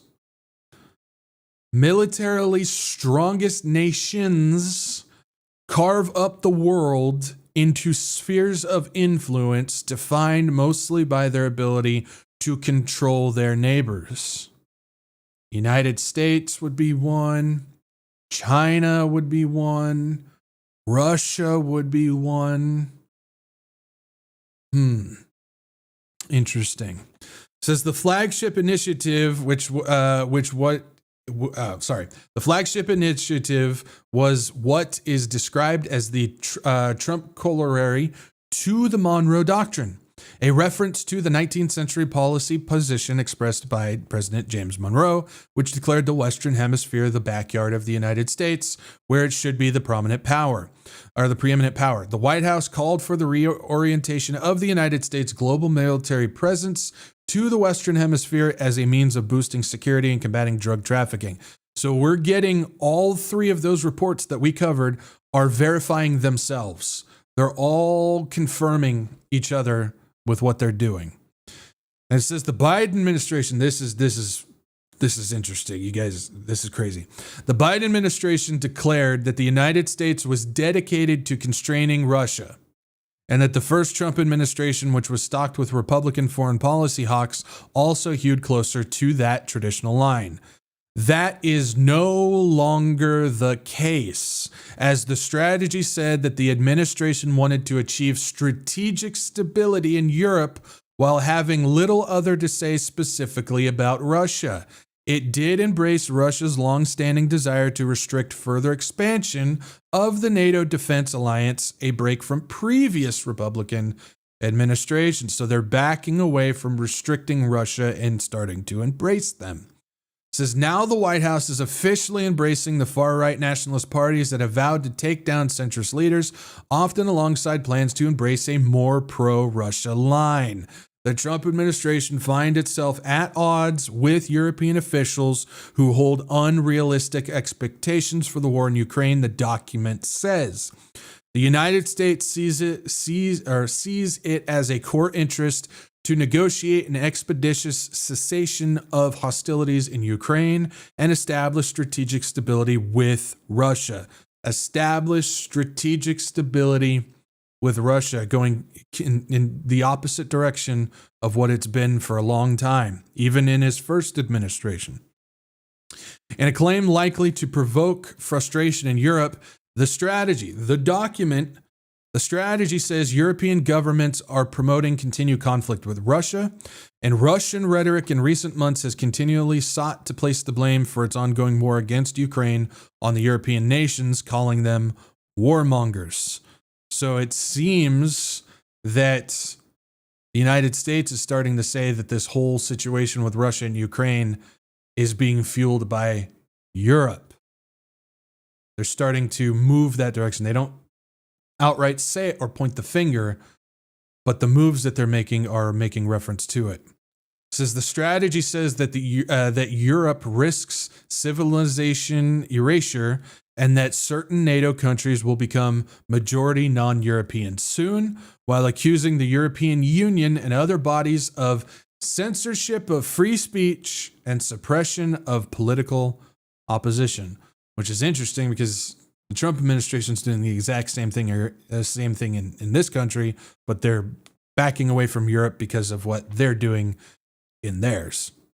This is the only part of the world where the new U.S. security strategy sees any threat to democracy seems to be Europe, former Swedish Prime Minister Carl Bildt said on social media. So the former Swedish Prime Minister is basically saying that the U.S. security strategy is saying that Europe is the threat, not Russia, not China. Europe is the threat. The latest strategy, however, gives few specifics about Russia other than noting that many Europeans regard Russia as an existential threat and asserting that the U.S. should prioritize managing European relations with Russia to mitigate the risk of conflict between Russia and European states. Former senior Russian diplomat Boris Bondarev, who resigned over the war in Ukraine, said that the strategy lacked a serious analysis of global dynamics and failed to recognize Russia as a revisionist power undermining European security, instead seeing it as a state to make deals with. Art of the deal. In effect, the United States abandons its previous position and accepts a core element of Russia's strategic worldview. Just a little bit more.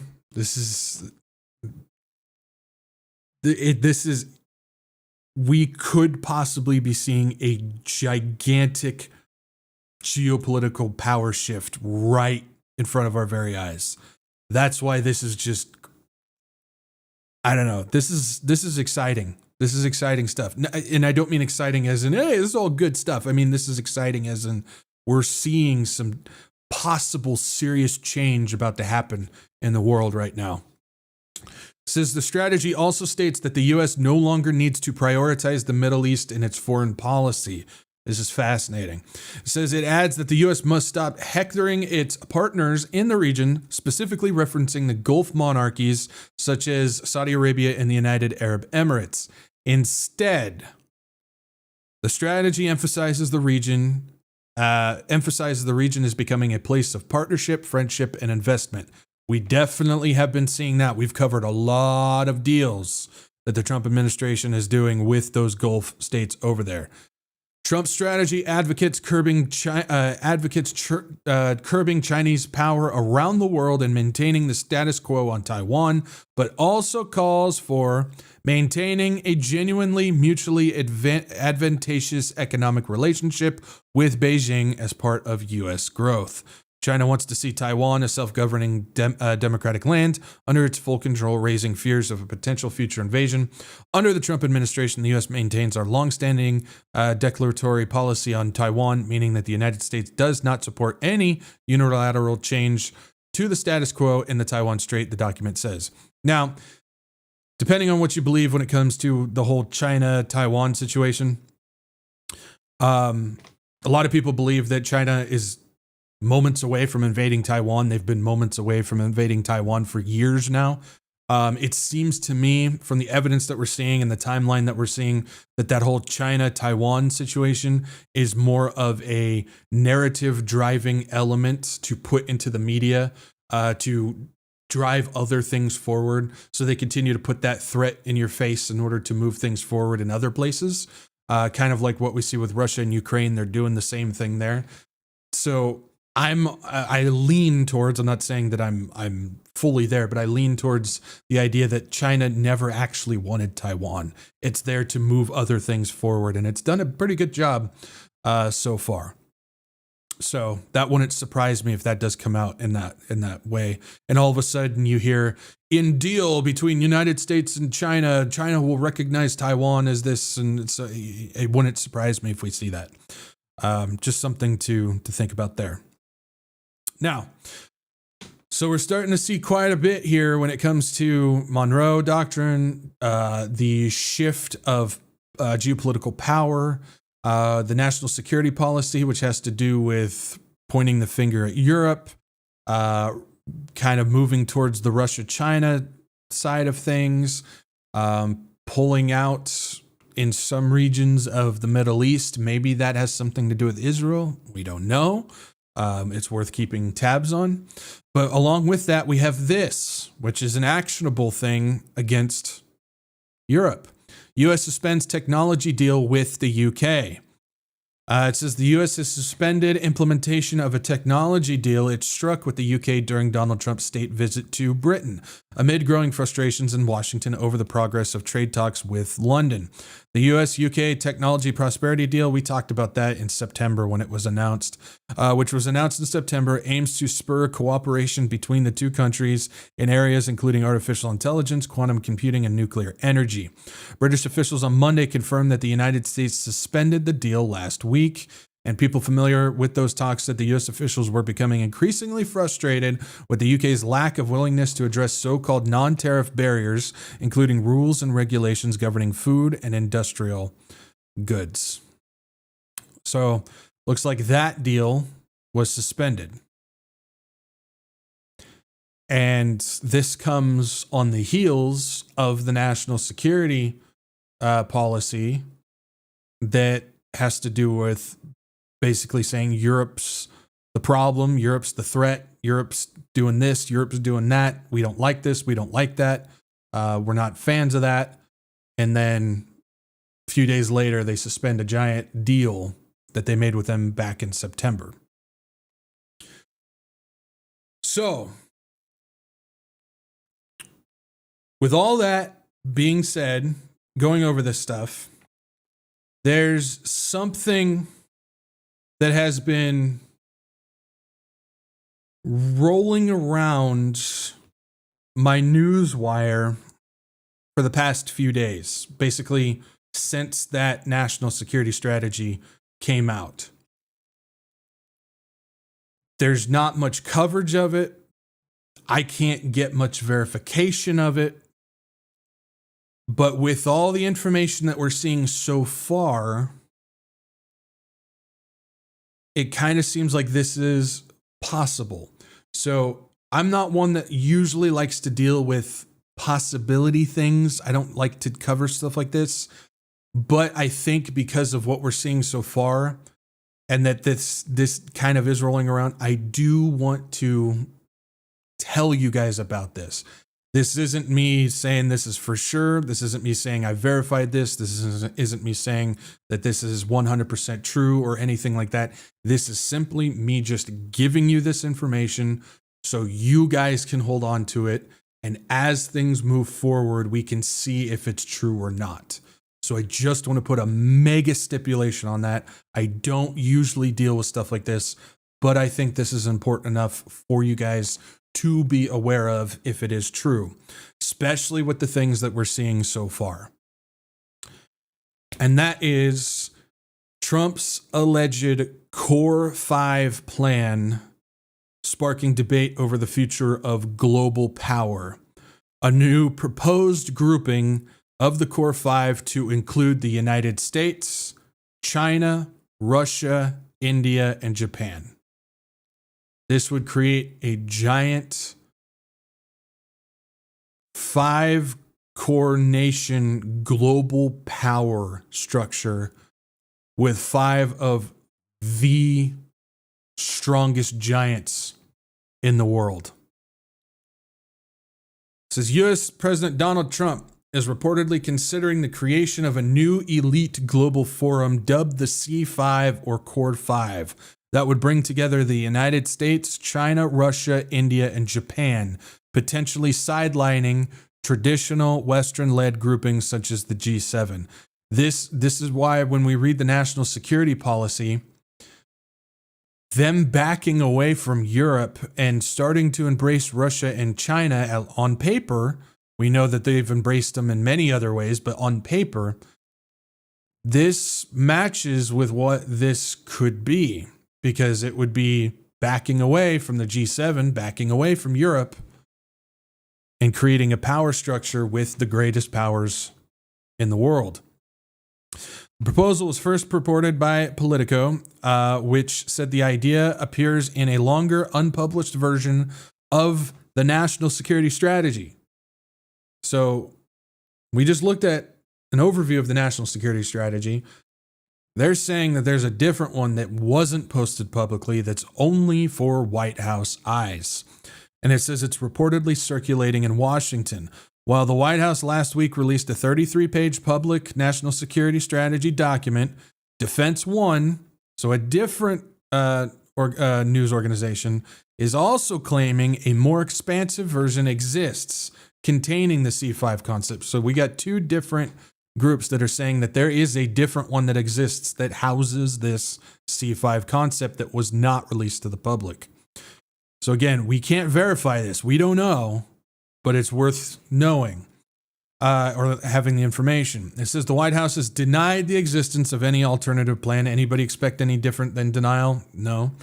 It says Press Secretary Hannah Kelly told Politico there is no alternative private or secret version of the official strategy. Again, can we believe them on that? We can't. So this is a case of we can't really believe all these things, but we just want to hold on to it. It says the alleged draft describes the C5 as a small club of major powers with populations over 100 million designed to meet regularly, much like the G7, to discuss global security and strategic issues.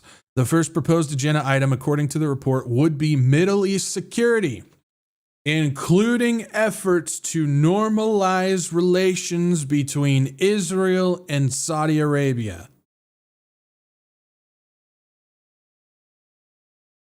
Who doggy? Who doggy?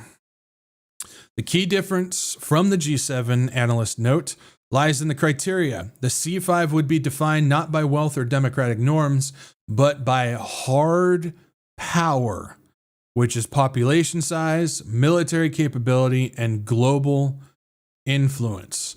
So if the United States is going to withdraw from other parts of the world and focus entirely on the Western Hemisphere while allowing other countries to maintain power over their neighbors and their regions, it would make sense that India, Japan, Russia, and China would be those other ones, wouldn't it? Something to think about. It says national security experts quoted by Politico say that the idea reflects Trump's worldview. Transactional, we can confirm that. Personality driven, that's a big check mark. And focused on strong states regardless of political system. Says Taussig is a former director of European affairs. Taussig added that Europe's exclusion from the theoretical C5 would reinforce concerns that the Trump administration sees Russia, not the EU, as the dominant power in Europe. Michael Sobolik, a former aide to Republican Senator Ted Cruz, said that the idea marks a break from Trump's first-term approach to China. The first Trump administration adhered to great power competition. This is a huge departure from that. It says the C5 idea, if pursued, would reframe forums like G7 and G20 as outdated for a multipolar world and elevate major military economic players over traditional alliances. We know that for this system, this one world system, 10 regions, 10, in my opinion, separate kings. I don't believe that the 10 kings are going to be 10 politicians over 10 regions. I think they're two separate things. I think there's going to be the 10 regions and then there's going to be the 10 kings. And I think that's how that works. But for all of that to start taking shape, we have to start seeing a major geopolitical power shift in this world. We have not seen that yet. We haven't. Everything has stayed the same. We're seeing all this other stuff taking place, but for this new thing, this new power, influential geopolitical power to start taking shape, we have to start seeing things that are much different than where we're at now. This would fit that. I'm not saying it is that, but I'm saying it would fit it. It would fit. It goes on to say there's some fears that the move could elevate Russia and China into a privileged circle, Yep. Sideline Europe, weakening transatlantic unity. Yep. And undermine NATO cohesion by granting Russia de facto recognition over of its sphere of influence, which would fit with what they want to do with the Monroe Doctrine. As of now, all details remain unconfirmed, which we need to make sure that we remember that. So this isn't something that we can go out there and proclaim as, did you see what Trump is doing? Because we don't know. This is something that we hold on to and we watch as things unfold and see if this starts to confirm itself through actions that we see. So don't proclaim it as something is true, but it's something just to hold on to. And says the White House maintains no such plan exists, which again, that's pretty... I mean, we can expect that, to say the least. So this thing it aligns with the Monroe Doctrine, the military consolidation that we're starting to see there, national security strategy that's been released. We're starting to see the United States back away from Europe. We know that the United States is making deals with the Middle East over there. We know Trump's ties to Russia go long and deep. That's a very long history that Trump has with the Russian government and the Russian mob. And then we know that Trump is actually a big fan and a friend of Xi. They're not enemies. They don't dislike each other. They like each other. And so that would make sense with that, especially with all the theatrics, the Cold War theatrics that we've been seeing between the United States and China. Not to mention, Trump just approved major advanced NVIDIA chips to China, even though we're being told that they're enemies. So we're seeing a lot of real life actions that are fitting with this and don't fit the narrative that we're being told. So maybe in the future, we're going to start seeing that narrative dissolve and start to see this move in its place and take a hold. We'll see. We don't know. We don't know for sure, but it's worth keeping an eye on. Along with that, I just pulled these numbers up because I think it's important. This is the greatest economies in the world. Number 1 is the United States. Number 2 is China. Number 4 is Japan. Number 5 is India. Number 9 is Russia. So the C5, 4 of the countries are in the top 5 greatest economies, and then Russia is number 9. So all 5 are in the top 10 economies of the world. As far as military power, pulling up the biggest power strength of military in the world. Number 1 is the United States. Number 2 is Russia. Number 3, China. Number 4 is India. And number 8 is Japan. So again, 4 of those countries are in top 5 military power of the world. All 5 are within the top 10.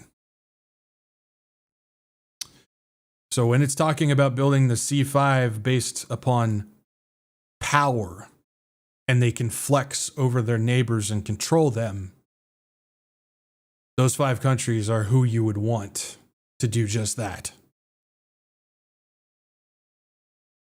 So it's pretty interesting, to say the least. So again, I just want to reemphasize it. None of that is confirmed in regards to the C5 stuff. But when we look at things like the Monroe Doctrine and the consolidation and national security strategy and stuff like that, we're starting to see things that are moving in the direction that could provide some evidence that maybe that C5 idea is real and is something that they are working on and going to establish. Especially since we know prophetically that the world is going to have a serious power shift. This could be something that could indeed cause that power shift and have a whole major ripple effect. I wouldn't even know where to begin on the ripples that would have all across the world in all the sectors of everything happening. That would change everything. And so it could be the right kickstart for prophetic things that'll happen. So it should be interesting to watch and see if that happens. So again, don't go out there and declare the C5 thing as true news. Don't do that. Just hang on to it. And as we see things develop, we'll see if it starts going in the direction of that or stays the same or actually goes against it. And so we just follow those things and we'll see what happens, because these things can verify themselves given enough time, or they can disqualify themselves if given enough time. So we'll see what happens. So, with all of that, with all the information that we've covered and everything like that, it means nothing if we don't have salvation in the Lord. Again, we like to go over this information. We like to view things from unbiased angles. We like to just get the facts and the evidence and see what's going on and try to find the truth in a very deceptive, dark world. And again, you could be somebody that actually has all the answers, but if you don't have your hope and your faith in Jesus Christ, then you have nothing. So we always end with the gospel of Jesus Christ, a simple gift that will give you eternal life in the presence and the glory of Jesus Christ. And it's as simple as ABC. A is you admit that you're a sinner, the act of repentance, the changing of mind, metanoia, turning from self to Christ. Everything in this world is about self. It's a very selfish world. The mystery religion, all these religions of the world is all about self. Everything is focused on self. Eventually, we know that mystery religion will all come to a head at the abomination of desolation, where the harlot will be destroyed, and Satan will be sitting in the temple, declaring himself to be God, free to worship him. But that's why we don't follow any of those religions. We don't follow Satan and his ploy there. That's why we give our life to Jesus Christ, who says, I don't offer a religion. I tell you to turn away from self. I gave my life so that you may live. And I extend my hand to have a relationship with you. It's what makes Christ stand alone from everything else. It's not about us reaching to him, but it's about him reaching to us. And so it's through repentance that allows true belief in Jesus Christ. We believe that Jesus Christ is the one and only begotten Son of God, that he came down, 100% man, 100% God, the God-man, the one and only, and he lived the perfect sinless life. The only one to do so, which means he was the only one qualified to carry the sins of the world upon his shoulders. Where he carried them to the cross, he took my place, he took your place upon that cross, and he was crucified and he died. But because there's power in the blood of Jesus Christ, and he did exactly as he said he would, exactly as he promised he would, and exactly as he prophesied he would, he defeated death and rose again on the third day. For all who believe in him shall not perish but live forever in his presence and in his glory. Again, the glory is his. It's his spilled blood and his finished work upon that cross to tell us that it is finished, where we place our faith in Christ and in his blood and in his work that we find salvation. Nothing we can do to earn it, nothing we can do to exchange for it. He did it, and he offers it to you. So when you accept Jesus Christ and you place your faith in him, you receive salvation, and you are indwelt and sealed with the Holy Spirit that allows us access to an incredible supernatural gift of prayer that allows us to communicate with God directly in his throne room. We don't necessarily think of prayer as anything more than just sending like a verbal email to God or anything like that. But in actuality, because we have the Holy Spirit interceding with us, it allows us, we're basically walking into the throne room of God and communicating with our Heavenly Father. And when we think of it like that, it gives us a better idea of how supernatural this gift is. We don't know how it works, but it does. And so we get to go to our Father and say, Lord God, thank you for this opportunity for us to be able to get together as believers and followers of your Son, Jesus Christ, and as watchmen on the wall, where we are shouting and screaming as loud as we can to get the attention of those in this world so that we can bring them to Jesus so they may also be saved. God, please be with us today as we navigate the darkness and the deception and the evil that is overtaking this world by the minute. Give us the strength and the boldness to have our light shine just a little bit brighter. Give us the ability to see through the lies and the deceit. And give us, again, the boldness to speak the name of Jesus in the darkest places of this world. Thank you for allowing us to fellowship together, even all across the world at distance. It allows us to recharge our batteries and enjoy company with one another. And we say, Lord Jesus, please come soon. Maranatha. In your holy name we pray. Amen. Amen. All right. Let's see what we got with questions. What is this? Get out of here. Pop-ups on my computer. We don't need that. We don't need no stinking pop-ups. No. Okay. Questions. What do we got? Victoria. Let's see. Where did you get the tactical possum shirt? I must say, yeah, my tactical possum. It's a place called Nine Line, I think. I think it's called 9 Line. They do like military shirts and stuff like that. They have the tactical possum, and they have I got my tactical corgi over there as well. So, yeah, that's where I got it from. I love possums, so when I saw that, I was like, I gotta get that. So, let's see here. Lori S. Heard Elon Musk is talking about getting rid of judges and replacing them with AI. And a movie called Mercy is coming out in January 2026 with the same concept. What is your take on this? Yeah, we covered this. AI judges isn't anything new. There's several countries. China's got AI judges and stuff that's working. I think India is testing them right now. So this isn't new. There's been a couple trial things, like not active, but they're testing them in the United States too. So we covered this, and that was like over a year ago, I think. Yeah, it's eventually going to happen. Yeah, it's eventually going to happen. So nobody should be surprised by that. I mean, AI is going to start taking over things again. AI is getting involved with if you can marry a green card holder and stuff like that. They're going to be using Palantir AI to determine that and stuff. So, yeah, no, this isn't new. This is something that's been active for several years now. So don't be surprised when it starts making its way here.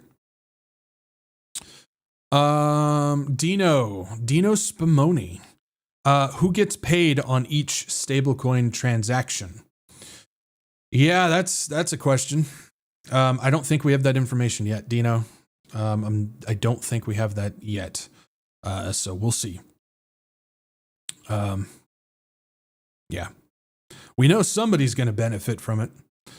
How and why, or no, how and which way, we don't know, but we'll see. I don't have that information for you right now. Abby Normal. I still love that name. It's a great name. Abby Normal. Should we worry about digital currency before the rapture? Again, I still don't believe that we're going to see like the global release of a crypto stablecoin, whatever you want to call it, digital currency. While we're here, I think that's something that will happen after we're gone, because that's going to be like an earth-shattering, earth-shaking type of thing that'll happen. I think we could start to see the introduction of digital currency while we're here. But I don't think we'll see an entire financial collapse and reintroduction of an entirely digitalized currency while we're here. So I think we could see the introduction in some way while we're here, but I don't think it'll be fully introduced while we're here. Again, you have to tear down the old system to bring in a new system. And again, my view of Matthew 24 tells me something like tearing down the global financial system to install a digital one would not fit with everybody going about their daily lives and stuff like that. So that's my view on it. That's my opinion, and that's all I can claim that it is. Let's see here. Okay. Fiona Fapp question. Can you explain the difference between a stablecoin and Bitcoin? If it's all electronic, guardrails are there against inflation? So stablecoin is privatized digital currency backed by the US dollar. Bitcoin is something that just magically came about and exists with no physical backing to it whatsoever. Bitcoin, from the research that I've done, and nobody can get a solid answer on this, which only validates where I think it comes from. Because if you look at when Bitcoin was introduced as a fail-safe to fiat currency immediately following the orchestrated 2008 financial crash. And so when you look at the timing of that, nobody has any idea who created it and where it came from. All of a sudden, it was just there, and people were embracing it and promoting it. And when something like that happens, there should be major red sirens going off. I think it was a created thing, whether it's the CIA, whether it's some other three-letter organization or anything like that. They created it and introduced it as the fail-safe for fiat currency after the 2008 financial crash, which we know was orchestrated and everything like that. And so it was the option to give people, it's like, hey, don't trust the fiat currency, embrace the digital, take your control back of your money type of thing. And that was Bitcoin. And I think that was used to hook people to get ready for digital currency like we're seeing now. And so that's kind of the difference between the two. I think Bitcoin was there to get people ready to go when it comes to stablecoin. And I'll tell you what, the Bitcoin bros are still out there in strength saying that if you want financial freedom, get this digital currency that can be tracked and traced and shut off if the power goes out. It's like, yeah, that's real smart. Let's do that, shall we? So, but yeah, nobody still has any idea where Bitcoin came from or who Nakatomi's stash, I can't remember the last name. Nobody has any idea who that is or who they are or where it came from. It just is, and people embraced it. Shows how stupid humans are. And I mean that as an all-encompassing thing. It shows how stupid we are. It's just, hey, let's just embrace this. Patrick, question. Bitcoin mining is weird to me. It's you and me both, man. If mining requires algorithms to solve blockchain equations to be awarded Bitcoin, wouldn't this prove to people that it's a PSYOP type currency? Well, I already said that humans are stupid. So I think that answers your question.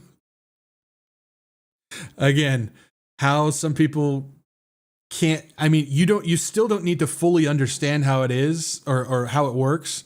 Just having a basic understanding of what it is and the fact that we can't trace its origin should be enough for you to go, yeah, maybe this isn't the right thing for me to get involved with.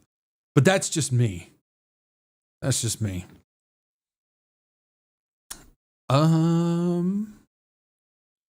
Patrick, again, if something happens with Venezuela soon, will we instantly know what the false flag is based off the headlines mainstream media pushes out? Okay, so if something happens with Venezuela, will we instantly know what the false flag? Oh, okay, I see what you mean. Is it something that will be like major headline news, like this happened and this is why the U.S. is responding? Or is it something that all of a sudden the U.S. will respond and then later we'll find out details of something? It depends on if they go through with it and how they choose to relay the information. I mean, because this is why I'm so against speculation and trying to predict things, because it seems like we're right on the edge of something happening with Venezuela, but tomorrow it could all stop. Or it could become something that turns into nothing but finger pointing and nothing ever actually happens. Kind of like the Taiwan situation. So that's why we just kind of just watch and see what happens. If something breaks out though, we'll see what happens. If it's something that we can, because like we saw what happened with like, say like the Reichstag fire that sparked the whole World War II situation over there. You look at something like that. It took, from the research that I gathered, again, I wasn't born then, so I don't know for sure, but the research I gathered, it took several months for the information to finally come out that was the thing that started it all. It wasn't instantaneous, even though things started kicking off. So it could be something that takes a minute before it comes out. If that's the question that you're asking, I'm not exactly sure, but hopefully that answers your question, man. Chrissy Patton, Zach, do you think that we are in the little season? Have you looked into it? It feels like the world is a stage, little season deception. The whole little season thing is something that comes straight out of preterism. And that's something that you need to avoid like the plague. You want to talk about the deception? The little season is the deception. Don't fall for that, because it jacks up scripture, jacks up eschatology. And it's something that basically pushes the, that we're way beyond all the prophecy stuff of Daniel's 70th week and everything like that. That in itself is a deception. So no, get out of that while you still can. That's a straight up lie, straight from hell itself. Jojo, don't jack it up. I agree with Jojo on that one. So, all right, a couple more questions here. Fiona Fat question: how would we benefit by siding with South America? I'm lost. We won't be siding with the Latin America countries. We would be controlling them, like total military over power of it. So we would be overlord of it. So it's not siding with them. It's not allying with them, because the whole goal is to have power countries that can control their neighbors. And so that's why if we shift all of our power to the Western Hemisphere, we would have control over all the places. Greenland, Panama Canal, the Latin American countries, all that, we would be controlling them.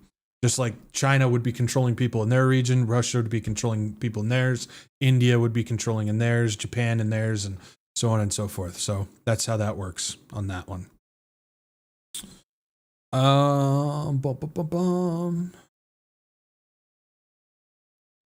Fiona Fat question: do you think that the military could refuse to obey Trump and we could have guerrilla forces begin to develop in this country?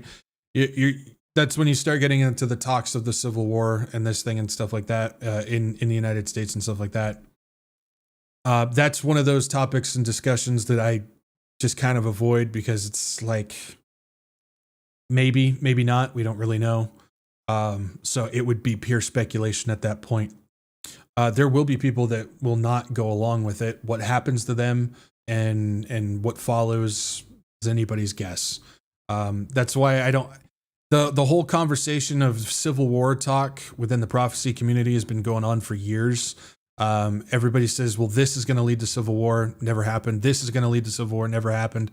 It's kind of like the predicting the rapture every year type of thing. It never happens. It's like talking about the red heifers and stuff like that. It's like some things are just not worth focusing on. A civil war breaking out in the United States, because there's 500 different ways that things could go. It's not really worth, in my opinion, thinking about on that, unless it's just a passing thought going, oh, it's possible, and then continuing to go on. So that's my perspective on it. I don't have a speculative opinion on it. I really don't. So I can't really help you on that one. And last but not least, Lori S. Did Saudi Arabia ever finish the multiple miles long city in the desert? You're talking about, what is it? Is that the line? No, what is it? What's that called? The city in Saudi Arabia? What was that thing? It's called the line, isn't it? Or something like that. I know somebody knows. Noam. Yeah. Noam? No. Is it Noam? Neom. That's what it is. Yeah, Neom. Neom, the line. They're still building it. they're still building it, still active, and they're still building the cube over there too. They're working on another one called the Cube, giant cube, smart city as well. They're still working on it. I think they've hit a few hitches a few times that have kind of stalled things. So, but yeah, they're still working on it. Proton Girl, the Cube. Yeah, they're working on another smart city called the Cube as well. Thing is butt ugly. Kind of looks like a giant Rubik's Cube. I think it's like solid gold or silver or something like that. But yeah, you can look it up if you want to. It's another one of those cities that they're working on. But yeah. Next up, the pyramid. Yeah, work on the pyramid. And yeah, trying to put a cube in a triangle slot or something like that. Anyway, that's all we got, guys. Thank you for joining me. And yeah, good stuff. So I think this was actually a pretty important one. A lot of just little details, documents, geopolitical stuff. I know that can bore some people, but I think we could be seeing the early stages of a giant global power shift. And so having that information in our back pockets as things move forward could really be beneficial, especially when we don't look at things from the narrative and we look at things from what is really happening. So just a little thing on that. So, all right, guys, that's it. Thank you for joining me. Usual spiel. If you guys can, like, share, subscribe. Get this out to as many people as you can. It's not about views, not about butts and seats, but it is about getting the warning out to people and getting people to Jesus. So if you guys can do me a solid and like, share, subscribe, we can hopefully reach some of those people that are trying to seek what's going on, understand the crazy things happening, and give them the gospel of Jesus Christ. Give them the hope and the salvation and the eternal life that we have through our Savior, Jesus Christ. And liking, sharing, and subscribing does help do that. Also, follow Rumble and Telegram. Those are my backup channels. If I get booted off YouTube, we'll be back up live streaming over on Rumble, so make sure you guys follow over there. Telegram, post updates, announcements, and other little things that I can't necessarily put in video format. Put them up there as well. If you don't like Rumble, you don't like Telegram, that's A-okay. Just bookmark the WretchedWatchmen.com website. It's your one-stop shop to stay up to date on everything that's going on with Wretched Watchmen. Latest podcast, the live streams are there, the announcements are there. So if I'm all of a sudden missing, not live streaming or something like that, you can find out what's going on. And then the free book to download. If you have not read that thing, I encourage you to do so. Again, it's a different view on what the mystery religion is, how it involves all the other religions, and how it will become the one world religion. So go check that out. It goes from ancient religions to modern technology and what they're doing with it. It covers all of that stuff. So go download that for free. Again, free. Good stuff. And then donations. If you guys like to support this channel and I got going on, I got donation links down below. CashApp, Venmo, and GiveSendGo. This channel is not monetized. I don't make anything from ads, views, anything like that. Ministry should be free. The gospel should be free. Warning people of what's going on should be free. It should all be free. And I'm able to do that because you guys support this. And you also believe that it should be free as well. So if you guys like to support this channel and what I got going on, those links are below. Thank you guys for your support, for your generous donations, your prayers, encouragement. You guys are awesome. You guys make this run. You make this run. And I applaud you for that. So thank you guys. And that's it. So yeah. You guys have a great week. Rest of your week. Be bold for the Lord. Do some research. If something popped up in your mind that it's like, I believe this, but I don't necessarily know how I got there or why I believe it, take some time this week and follow it. You never know. You may end up changing what you believe because you went and looked for yourself. And that's very, very important. So, but that's it. So thank you guys. And if the Lord does not come back by Saturday, same time, same place, I'll meet you guys right back here. Peace out. Maranatha.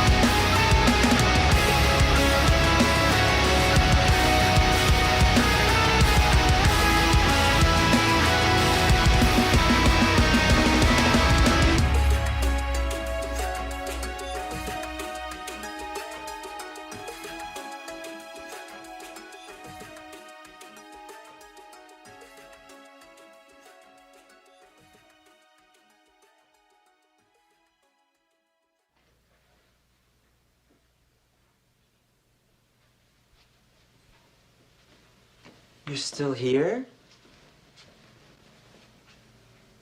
It's over. Go home.